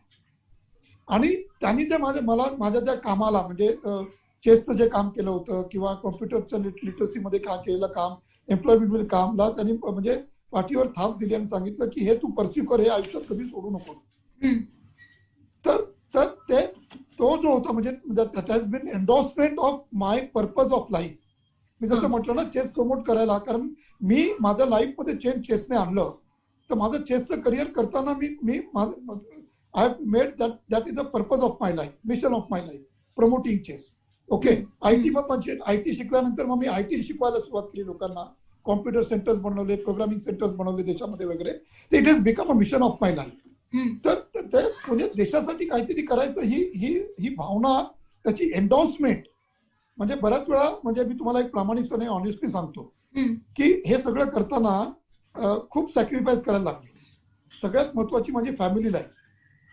आपल्याकडे 24 तासच असतात, मी सगळं करू शकत नाही, तर काहीतरी सॅक्रिफाईस करायला लागतं. खूप मला ऐकावं लागलं की म्हणजे माझ्या फॅमिलीकडे लक्ष देत नाहीये, फॅमिलीला वेळ देत नाहीये, हे करत नाही, ते करत नाहीये, म्हणजे असं सगळं, म्हणजे नातेवाईकांमध्ये की बाबा तुम्ही तो व्हिजिट करत नाही, सगळं म्हणजे त्यांच्या दृष्टीने त्या सगळ्या गोष्टी महत्वाच्या असतात. बट आय कुडंट बेसिकली, त्याच्यानंतर इव्हन माझे कॉलेजचे फ्रेंड्स वगैरे, की I couldn't enjoy my college life. Okay. किंवा इव्हन माय प्रोफेशनल याच्यामध्ये सुद्धा, अदर दॅन प्रोफेशनल, मला खूप वेळ माझ्या बाकीच्या गोष्टी, पण I couldn't basically enjoy my personal life आणि डू समथिंग, कारण माझं एक मिशन होतं हे लाईफचं. पण हे मिशन मी परस्यू करू शकलो. म्हणजे खूप लोक मला म्हणजे बोलायचे की this is what you are doing wrong. जर तू सक्सेसफुल झाला पण तुझ्या फॅमिलीला वेळ नाही दिलास, फॅमिलीसाठी तू काही नाही केलंस, तर तुझ्या सक्सेसचा काय उपयोग. असं टोचतील अशी बोलणी पण मला ऐकायला लागली. पण ते जे सेंटेन्स होते डॉक्टर कलामचे, दॅट इज एन्डॉर्स की जगात आपण आलोय, तर आपण जर सोसायटीसाठी काही केलं नाही, तर मनुष्याचं आयुष्य जे आपल्याला मिळालेलं आहे, देवाण दिलेलं आहे, त्याला काही अर्थ नाही. आणि म्हणूनच, आणि त्याच्याचमुळे जरी मला मल्टीनॅशनल कंपनीमधनं ऑफर होते, सॅलरी खूप जास्त होती, आपण आपलं टॅलेंट वापरून मल्टीनॅशनल कंपनीच्या प्रगतीसाठी करणार आणि त्यांनी त्यांच्या देशाची प्रगती करणार. आपल्याला जरी सॅलरी जास्त मिळेल, आपण खूप हे म्हणजे प्रोफेशनली स्टेबल होऊ वगैरे, पण फायनली आपल्या देशासाठी सुद्धा आपलं काहीतरी आहे. तर मग आपण अशा कंपनीमध्ये काम करायचं की जिथे आपण आपलं कॉन्ट्रीब्युशन करू, आपल्या देशाच्या कंपनीमध्ये कॉन्ट्रीब्युट करू, आपल्या देशाच्या कंपनीमध्ये करू, आणि त्याच्या जेणेकरून आपण आपल्या देशाच्या बेसिकली प्रगतीमध्ये पण पार्टिसिपेट करू. ओनली फॉर दॅट रिझन मी बाकीचे ऑप्शन्स मी घेतले नाही आणि टाटा कन्सल्टन्सीमध्ये मी इथे आलो. Number one. नंबर दुसरा क्वेश्चन तुम्ही विचारलात की रिसर्च मध्ये मी केलं, माझे बरेचसे रिसर्च इंटरनॅशनल मध्ये आहेत. तर माझा पहिला रिसर्च जसा ब्लाइंड चेस मध्ये जसं ट्रान्सफॉर्मेशन आणलं, माझं एक स्ट्रॉंग बिलीफ आहे की technology can completely change the life of people with disability. ज्या आपल्या ज्या लिमिटेशन्स आहेत, त्या बऱ्याचशा लिमिटेशन्स टेक्नॉलॉजी कमी करू शकते, पूर्ण तरी घालू नाही शकले तरी. म्हणून माझा एक फोकस होता रिसर्चचा प्रोफेशनल लाईफमध्ये सुद्धा, की तशा टेक्नॉलॉजी कशा बनवल्या जातील. पण जेव्हा मी बिझनेसमध्ये गेलो तेव्हा मला हे पण रिअलाइज झालं, जर आपण फक्त टेक्नॉलॉजी डिसेबलसाठी केल्या तर तसे प्रोजेक्ट सस्टेन होत नाही. त्याचे रिझन्स आहेत. प्रोजेक्ट जेव्हा सस्टेन होतो जेव्हा तो कॉस्ट इफेक्टिव्ह असेल, इन्क्लुझिव्ह असेल, आणि कॉस्ट इफेक्टिव्ह टेक्नॉलॉजीच आपण आपलं डिसेबल लोक अडॉप्ट करू शकतात. आणि सस्टेन करण्यासाठी there should be a commercial model behind it. चॅरिटीने तुमचं कुठलंही प्रोजेक्ट सस्टेन होऊ शकत नाही. Long term. मग मी विचार केला की असं रिसर्च करायचा की जी टेक्नॉलॉजी अशी बनेल जी टेक्नॉलॉजी फक्त पीपल विथ डिझेबिलिटीसाठी लिमिटेड नसेल, त्याची व्हॅल्यू डोळस किंवा एबल बॉडीच्या लोकांमध्ये सुद्धा होईल. ओके. आणि माझा प्रत्येक रिसर्च मी जो केला, जो रिसर्च पीपल विथ डिसेबिलिटीचा जे प्रॉब्लेम सॉल्व्ह केल्याबरोबर मेनस्ट्रीमचे कसे एक्सपिरियन्स आपण एनहान्स करू शकतो की जेणेकरून एक बिझनेस व्हॅल्यू येईल. आता काय होईल की तुम्ही लिमिटेड लोकांसाठी प्रोडक्ट करायच्या ऐवजी तुमचं प्रोडक्ट सगळं जगभर वापरणार, इव्हन डोळस पण वापरणार. तुमचं कॉस्ट ऑफ प्रोडक्शन कमी झालं, कॉस्ट इफेक्टिव्ह झालं आणि अडॉप्शन पण वाढलं. आणि दुसरी गोष्ट मी हा पण विचार करतो की डेडिकेटेड प्रोडक्ट डिसेबल बनवण्यापेक्षा तुम्ही इन्क्लुझिव्ह प्रोडक्ट बनवा की जे सायटेड आणि डोळस दोन्ही पण वापरू शकतात. सॉरी, मेनस्ट्रीमचे लोक आणि डिसेबल वापरू शकतात. म्हणजे ती परत एक सेन्स ऑफ इक्वॅलिटी आली आणि एक इन्क्लुझिव्ह एन्व्हायरमेंट क्रिएट झालं. हे माझं विजन आहे माझ्या लाईफचं. त्यासाठी त्या दृष्टीने तर त्या दृष्टीने माझं सगळा रिसर्च आणि ते तुम्ही म्हणताय की ते 34 प्रोजेक्ट्स मध्ये 27 प्रोजेक्ट असे अडॉप्ट झाले. That is the philosophy.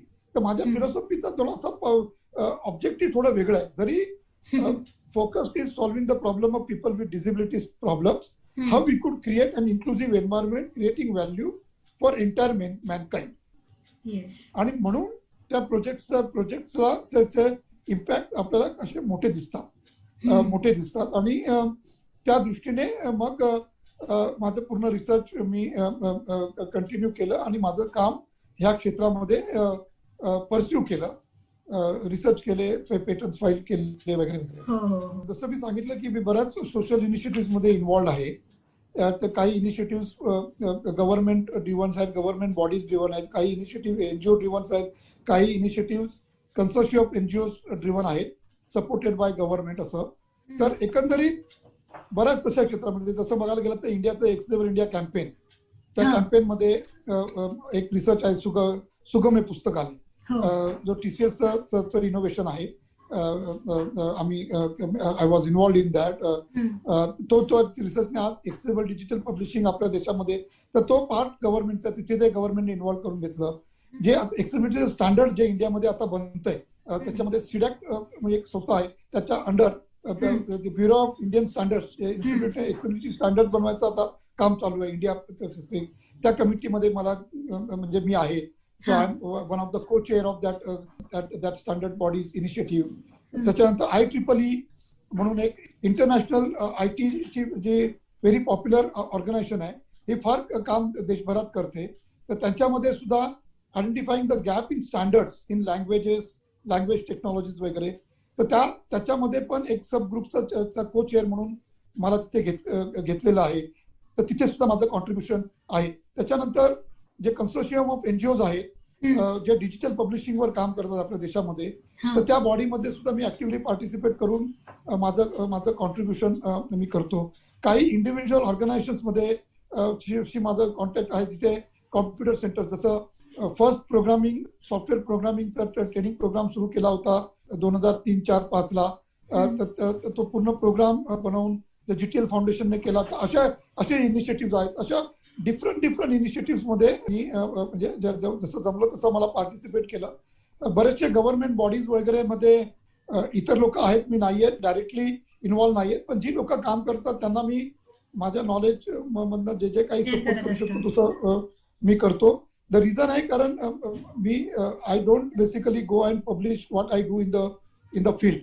म्हणजे माझं जे काम आहे ते काम म्हणजे माझा फोकस फक्त मी काम करण्यावर असतो आणि मी पब्लिश करत नाही. म्हणजे माझं आता बरंचसं काम, आता तुम्ही जे आज ऐकलं असेल किंवा तुम्हाला माहिती असेल, ते बरेच लोकांना माहिती नाही.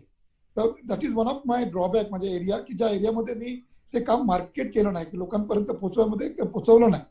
तर त्याच्यामुळे काय होतं की बऱ्याच वेळा असे काही मोठमोठे इनिशिएटिव्ह सुद्धा असतात. त्या इनिशिएटिव्ह मध्ये गव्हर्नमेंट बॉडीज मध्ये नॉमिनेशन होत नाहीत, पण त्याचा राईट्स ऑफ पीपल विथ डिसेबिलिटीचा जो ऍक्ट होता, ओके, तर त्या ऍक्ट मध्ये जे पीपल विथ डिसेबिलिटीना त्यांनी इन्व्हॉल्व करून घेतलं. पण त्या ऍक्टसाठी बरंच कॉन्ट्रीब्युशन मी केलं ऑफलाईन, आपल्या म्हणजे माहितीप्रमाणे एक्सेसिबिलिटी मध्ये, ब्रॉडकास्टिंग मध्ये वगैरे जेवढं आपण करू त्या पद्धतीने मी करत गेलो. आणि see, objective is not to get into the bodies. Objective is की आपण हे जे Contribute चेंजेस काय होतात त्या करतो? चेंजेसमध्ये आपल्या एबिलिटी प्रमाणे काय चेंजेस करू शकतो, कॉन्ट्रीब्युट करू शकतो. हम्म. हे जर झालं आणि ते चेंज झालं तर आपलं एंड ऑब्जेक्टिव्ह अचीव्ह झालं. त्यासाठी तुम्ही त्या बॉडीमध्ये असायलाच पाहिजे असं नाही. पण जिथे अगदी. जिथे इन्व्हाइट केलं, म्हणजे मी स्वतःहून कधी नॉमिनेट केलं, जिथून जिथून इन्व्हाइट केलं आणि I feel that I can meaningfully contribute, मी कॉन्ट्रीब्युट केलं. बऱ्याच ठिकाणी मला असे इन्व्हिटेशन आले की they wanted to make appoint me as a president. पण मला माहिती आहे की जिथे मी माझ्याकडे लिमिटेड वेळा मी कॉन्ट्रीब्युट करू शकत नाही. फक्त खुर्चीवर बसणं मला करेक्ट वाटतं. I respectfully humbly requested them to take back their request आणि मी त्यांना सपोर्ट केला. But I didn't take those kind of post किंवा I don't believe in that. तर माझ्या पद्धतीने मला जेवढं जमलं तेवढं मी बऱ्याच इनिशिएटिव्हमध्ये, बऱ्याच युनिव्हर्सिटीज मध्ये आता एक्सटर्निटी किंवा असिस्टिव्ह टेक्नॉलॉजीचे कोर्सेस चालू करण्यासाठी मी काम करतोय. I am part of the board of studies of several universities आणि कॉलेजेस. सो आय इव्हन त्या दृष्टीने पण पुढचं वर्ल्ड म्हणजे असिस्टिव्ह टेक्नॉलॉजी आणि एक्सेसिबिलिटी हे प्रत्येक इंजिनियरला बाय डिफॉल्ट शिकवलं जावं, हा एक माझा आणखी विजन. हो, नक्की. त्यासाठी सुद्धा मी माझ्या पर्सनल लेवलला माझं काम चालू आहे. I am doing that. Plus I am also guide of some PhD students, some master students, आणि त्यांना मग मी असिस्टिव्ह टेक्नॉलॉजीची कामं देतो, प्रॉब्लेम स्टेटमेंट देतो, गाईड करतो. इव्हन इंटरनॅशनल इन्स्टिट्यूटचे काही PhD स्टुडंट्सना मी गाईड करतो वगैरे. तर आय डू दॅट, म्हणजे which creating the ecosystem and culture and mindset for creating an inclusive world. तर हे जे मिशन आहे त्या मिशनसाठी जेवढं करू शकतो इंडिव्हिज्युअल लेवलला, which I keep doing, which I don't talk. Opportunity मिळाली तर I try and do this with best of my abilities. असं. सर, आपण आता सांगितलं की आपण PhD स्टुडंट्सना गाईड सुद्धा करत असता आज पण, आणि आपण एवढ्या उच्चस्तरीय पदावर गेल्यानंतर सुद्धा आपल्या अंध बंधू भगिनींसाठी सर्व क्षमतांचा वापर करून प्रशिक्षण शिबिरं सुद्धा आयोजित करत असता, किंवा आपण ज्या विद्यार्थ्यांना गाईड करता PhD साठी किंवा इतर फील्डमध्ये सुद्धा, तर त्यांनाही आपण अंध अपंगांचं जीवन सुकर व्हावं यासाठी सातत्याने संशोधनाला प्रवृत्त करत असतात. तर याविषयी काय सांगाल का? हा, म्हणजे आता सांगितल्याप्रमाणे तुम्हाला की that is a mission of my life. म्हणजे मी जगतो ते, म्हणजे I live this that dream. आणि त्यामुळे जिथे जिथे ज्या अपॉर्च्युनिटी येतात तिथे तिथे, जसं एखाद्या कॉलेजमध्ये मला सेशनसाठी बोलवलं तर I go there and then I inspire people to take up this area, do this research and do something in this place. IITs मध्ये जातो, IIM मध्ये मला कधीतरी बोलवतात तर I go. So wherever I go and basically inspire this the engineering community to do something for in this field. आणि आपल्या देशाला सेल्फ रिलायंट आपण कसं बनवू शकतो. आणि मग entrepreneurial parts also, म्हणजे की how such technologies also can bring difference mainstream साठी. मग त्यांना तशा पद्धतीने पण गाईड करतो. बरेचसे स्टार्टअप, जरा 8-9 असे स्टार्टअप्स आहेत ज्यांना मी मेंटरिंग केलेलं आहे आणि ते स्टार्टअप्स आता खूप चांगलं काम करतायत आपल्या देशामध्ये वगैरे. तर I get very lot of satisfaction into this, because माझ्याकडे माझे जे स्वतःचे एबिलिटीज आहेत, स्ट्रेंथ्स आहेत, त्याचा वापर करून मी काही लोकांना सपोर्ट करू शकतो आणि इनिशिएटिव्ह पुढे जातात. त्याच्यामुळे सोशल चेंज होतं, लोकांच्या लाईफमध्ये चेंज होतात. तर ऍक्च्युली ते एंड ऑफ द डे आहे ना, मला आय गेट दॅट सॅटिस्फॅक्शन जेव्हा मी झोपायला जातो की आजच्या दिवसात मी काय केलं. तर एक छोटीशी स्माइल जरी कोणाच्या आयुष्यामध्ये मी आणू शकलो, that gives me lot of satisfaction आणि motivation to start my day with an positive attitude next day. तर ते मी, म्हणजे I keep searching such opportunities आणि कीप डुईंग दिस. म्हणजे मी त्याला ना असं सोशल वर्क म्हणत नाही. I consider this as my duty. Okay. आणि नंबर 2, मी म्हणजे तुम्ही म्हणालात की मी फार मोठ्या पदावर गेलो. I consider myself is still the same person coming from the humble ground. Professional लाईफमध्ये जेव्हा मी त्या खुर्चीवर बसतो, so I need to give justice to that chair. पण जेव्हा मी त्या खुर्चीच्या बाहेर येतो तेव्हा मी आपल्या सगळ्यांसारखा सेम चारू आहे आणि तसंच वागतो मी, तसंच वागायला मला आवडतं. सो आणि तशाच पद्धतीने मी आजपर्यंत जगत आलो आणि with future I think I will live my life like that only. अच्छा सर, अनेक पुरस्कार आपल्या नावावर आहेत, जसं best coach and chess promoter award असेल, किंवा हेलन केलर नॅशनल अवॉर्ड असेल, सुपर आयडल अवॉर्ड आहे, किंवा गॉडफ्री फिलिप्स अवॉर्ड आहे. आणि तुमच्या प्रोफेशनल लाईफमध्ये सुद्धा 2 टाटा इनोव्हिस्टा अवॉर्ड्स आहेत किंवा 3 TCS research and innovation award आहेत. असे अनेक राष्ट्रीय आंतरराष्ट्रीय पुरस्कार आपल्या नावावर आहेत. शिवाय 2006 सालचा जसं तुम्ही मागे त्याचा उल्लेख केला की राष्ट्रपती कलाम सरांच्या हस्ते तो बेस्ट डिसेबल्ड एम्प्लॉई अवॉर्ड आपल्याला मिळाला होता. तर इतक्या सर्व पुरस्कारांच्या बाबतीत काही आठवणी सांगाल का? ऍक्च्युली पुरस्कार इज अ रिकग्निशन असतं, म्हणजे आपण हे सगळं करतो ते पुरस्कारासाठी करत नाही, पण काही पुरस्कार ते मोटिवेशन हे स्पेशल असतात, म्हणजे हो. हा मोटिवेशन देतात पण एक स्पेशल असतात. हम्म. तर मी 2 हायलाईट करू शकतो डेफिनेटली, एक Yes. प्रोफेशनल मध्ये आणि एक माझ्या पर्सनल करिअर मध्ये. हा. तर पर्सनल करिअर मध्ये एनिवे तुम्हाला मी सांगितलं की नॅशनल अवॉर्ड जो गव्हर्नमेंट ऑफ इंडियाचा आहे, हो. एनिवे तो अवॉर्ड मोठा आहे, पण मी फार फॉर्च्युनेट आहे की मला तो अशा व्यक्तीकडे मिळाला हु वॉज माय आयडल, ज्यांनी जसं टेक्नॉलॉजीमध्ये आपल्या देशाला कुठपर्यंत नेऊन सोडलं. तर डॉक्टर कलामना भेटायला मिळणं आणि त्यानंतर ती भेट ही तिथपर्यंत मर्यादित न राहता पुढचे 10 वर्ष मी त्यांच्या सतत कॉन्टॅक्टमध्ये राहिलो.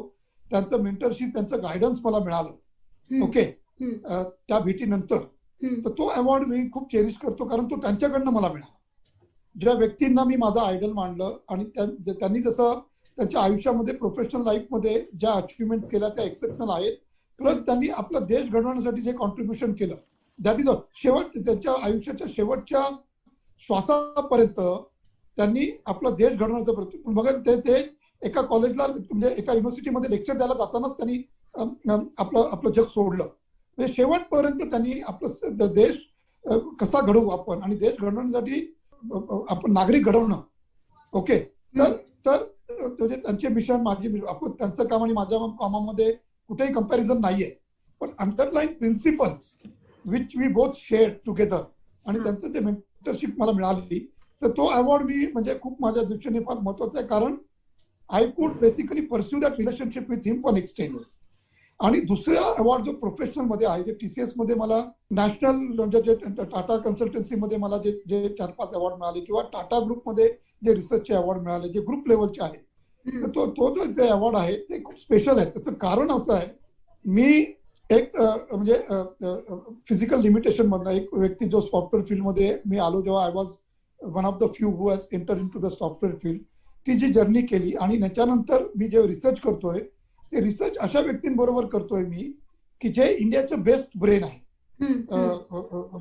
Okay, who has joined the TCS, they are the best brains, they toppers in engineering, toppers in IITs, international universities, आणि basically they have done a lot. तर त्यांच्याबरोबर पहिला एक तर त्यांच्याबरोबर इक्वल खांद्याला खांदा लावून रिसर्च करणं नंबर 1, आणि त्याच्यानंतर अवॉर्डसाठी अशाच सायंटिस्टशी कॉम्पिट पण करणं आणि त्याच्यामध्ये आपल्या रिसर्चला अवॉर्ड मिळणं, म्हणजे मला असं वाटतं की इट्स अ फुलफिलमेंट एक आहे.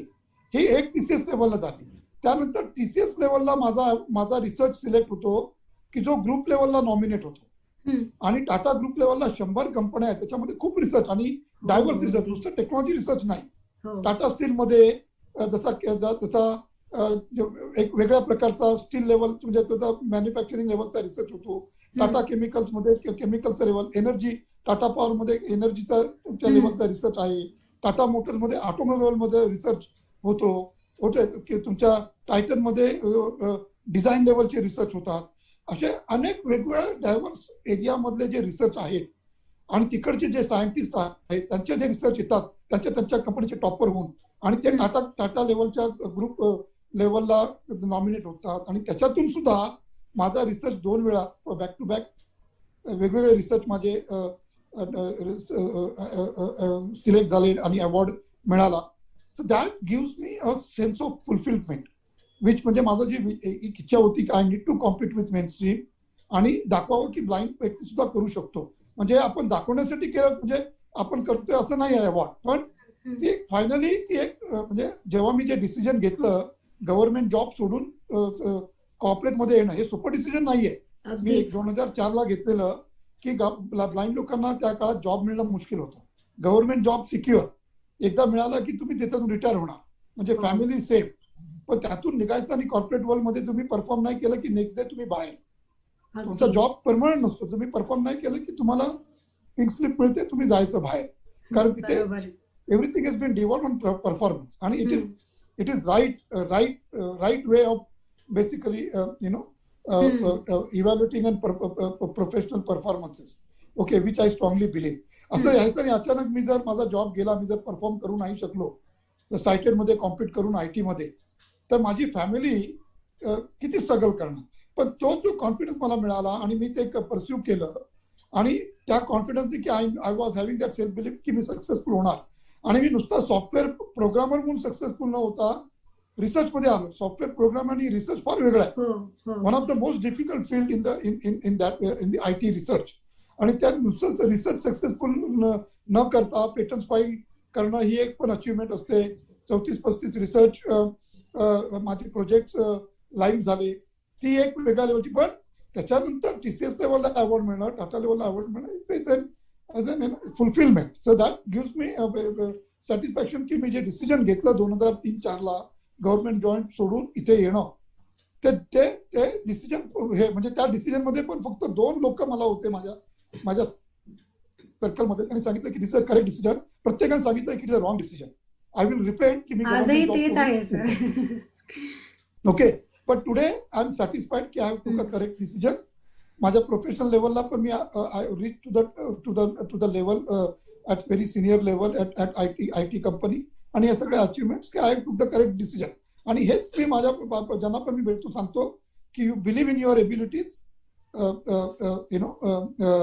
Nothing is impossible. ओके, तर मी माझी केस स्टडी बेसिकली इज दॅट की मी ज्या हंबल बॅकग्राऊंड मधनं आलो, गरीब फॅमिलीमधनं आलो, पॅरेंट्स इलिटरेट होते, ब्लाइंड मधलं काहीच माहिती नव्हतं, अशा परिस्थितीतून ही जर्नी सुरू करून इथपर्यंत आलो. जर मी करू शकतो तर म्हणजे या जगातला प्रत्येक व्यक्ती करू शकतो.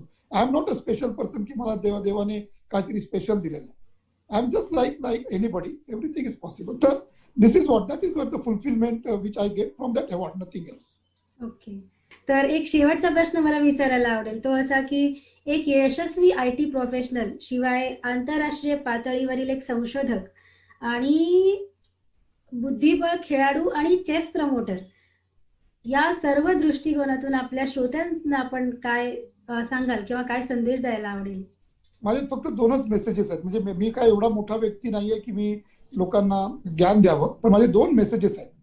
एक आपल्या ब्लाइंड आणि डिसेबल कम्युनिटीला, ओके, आपल्या स्वतःला आपण हँडिकॅप किंवा डिसेबल किंवा आपल्यामध्ये काहीतरी कमी आहे हे समजायला नाही पाहिजे. नंबर 1, देवाने प्रत्येक व्यक्तीला काहीतरी युनिक दिलेलं आहे.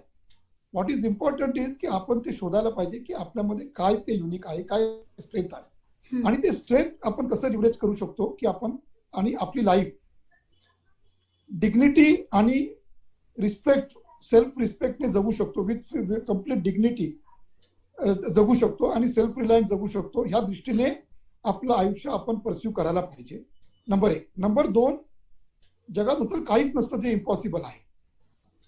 जर तुम्हाला बिलीफ असेल की ते आपण अचीव्ह करू शकतो, तर विथ कम्प्लीट पॉझिटिव्ह ॲटिट्यूड तुम्ही ते परस्यू करायला पाहिजे, ते ड्रीम सेट करायला पाहिजे आणि त्याला फॉलो करायला पाहिजे. किती पण त्याच्यामध्ये डिफिकल्टी आल्या तर तुम्ही त्या डिफिकल्टीजना सॉल्व्ह करून पुढे जायचं. त्या डिफिकल्टीला घाबरून थांबायचं नाही किंवा डिफिकल्टीला साईडला ठेवून शॉर्टकट घेऊन पुढे जायचं नाही. प्रॉब्लेम्स हे सॉल्व्ह करूनच पुढे जायला पाहिजे, कारण हे साईडला ठेवलेले प्रॉब्लेम पुढे कधी बऱ्याच वेळा फार मोठे प्रॉब्लेम्स बनतात. आणि थर्ड थिंग माझ्या आपल्या ब्लाइंड कम्युनिटीला आणि डिसेबल कम्युनिटीला सांगायचं आहे की आपण सुद्धा केपेबल आहोत. आपला स्वतःचा सेल्फ रिलायन्स बनवायला, आपल्या फॅमिलीची टेक केअर करायला, स्वतःला टेक करायला आणि आपल्या देशाच्या प्रगतीच्या कॉन्ट्रीब्युट करायला. हे कधी विसरता कामा नये. कॉन्ट्रीब्युशन तुमचं छोटं असेल, मोठं असेल, काही असेल. रस्त्यात एखादा व्यक्ती ठेच लागून पडला, त्याला उचलणं, त्याला मेडिकल सपोर्ट देणं, this is also one kind of support. तर आपल्या दृष्टीने जे पण जमेल ते आपण करायला पाहिजे outside our personal and professional life. आणि ते जर आपण नाही केलं तर आपण मनुष्याच्या जन्माला येण्याचा अर्थ नाही. कारण तुम्ही जर ॲनिमल्स पण बघत असाल तर ते पण सकाळी उठतात, त्यांचं जेवण खावण करतात, जगतात, रात्र संपते, परत ती सायकल चालू असते. पण देवाने आपल्या मनुष्य म्हणून काहीतरी वेगळं दिलेलं आहे. वी शुड डू समथिंग दिस.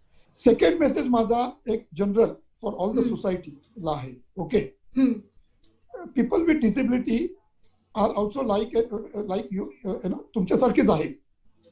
त्यांना डिफरंटली ट्रीट करू नका. ओके, सिंपथी पण दाखवू नका.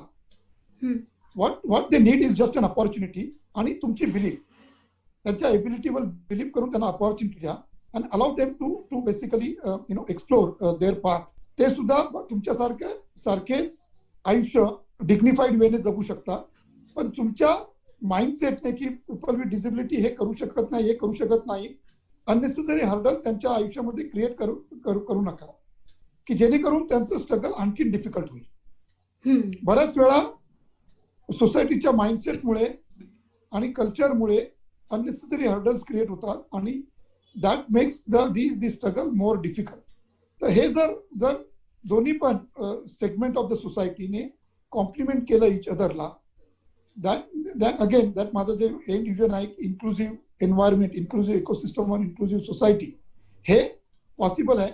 सगळेजण आपण एकमेकांना खांद्याला खांद्या लावून आपलं स्वतःचं आयुष्य, आपली फॅमिली, आपली सोसायटी, आपला देश आणि अख्खं जग आपण खूप आनंदाने जगू शकतो. ओके, जसं मी सुरुवातीला म्हटलं त्याप्रमाणे अगदीच आव्हानात्मक आणि प्रेरणादायी आणि एक्सलन्स पर्यंत पोहोचायला शिकवणारा हा चारुदत्त सरांचा प्रवास, तो ऐकून मला वाटतं प्रत्येक श्रोता आज स्वतःतला युनिकनेस शोधून आणि त्या एक्सलन्स पर्यंत पोहोचण्याच्या दृष्टीने नक्कीच प्रयत्न करणार आहेत असं मी सांगू शकते. सर, आपण आपला अतिशय अमूल्य वेळ साहित्य जागरच्या जागरदीप या श्राव्य दिवाळी अंकासाठी दिला आणि खरंच आमच्याशी इतक्या मनमोकळ्या गप्पा मारल्यात त्यासाठी आपले मनस्वी आभार आणि पुन्हा एकदा दिवाळीच्या खूप खूप खूप शुभेच्छा. धन्यवाद दीपाली आणि धन्यवाद प्रकाश पंडागळे आणि पूर्ण टीम की मला ही अपॉर्च्युनिटी दिली की मला माझा एक लाईफ एक्सपिरियन्स तुमच्याशी शेअर करता आला. आणि ह्या एक्सपिरियन्समुळे इवन 10 लोकांना जरी रिअलायझेशन झालं आणि त्यांच्या लाईफमध्ये चेंज आलं तर आता आपण जो वेळ इन्व्हेस्ट केलेला आहे त्याचं फळ मिळेल असं समजतो मी. Thank you very much. तुम्हाला सगळ्यांना दिवाळीच्या शुभेच्छा आणि सर्व श्रोत्यांना दिवाळीच्या शुभेच्छा. धन्यवाद. धन्यवाद सर. तुझा जागरदीप.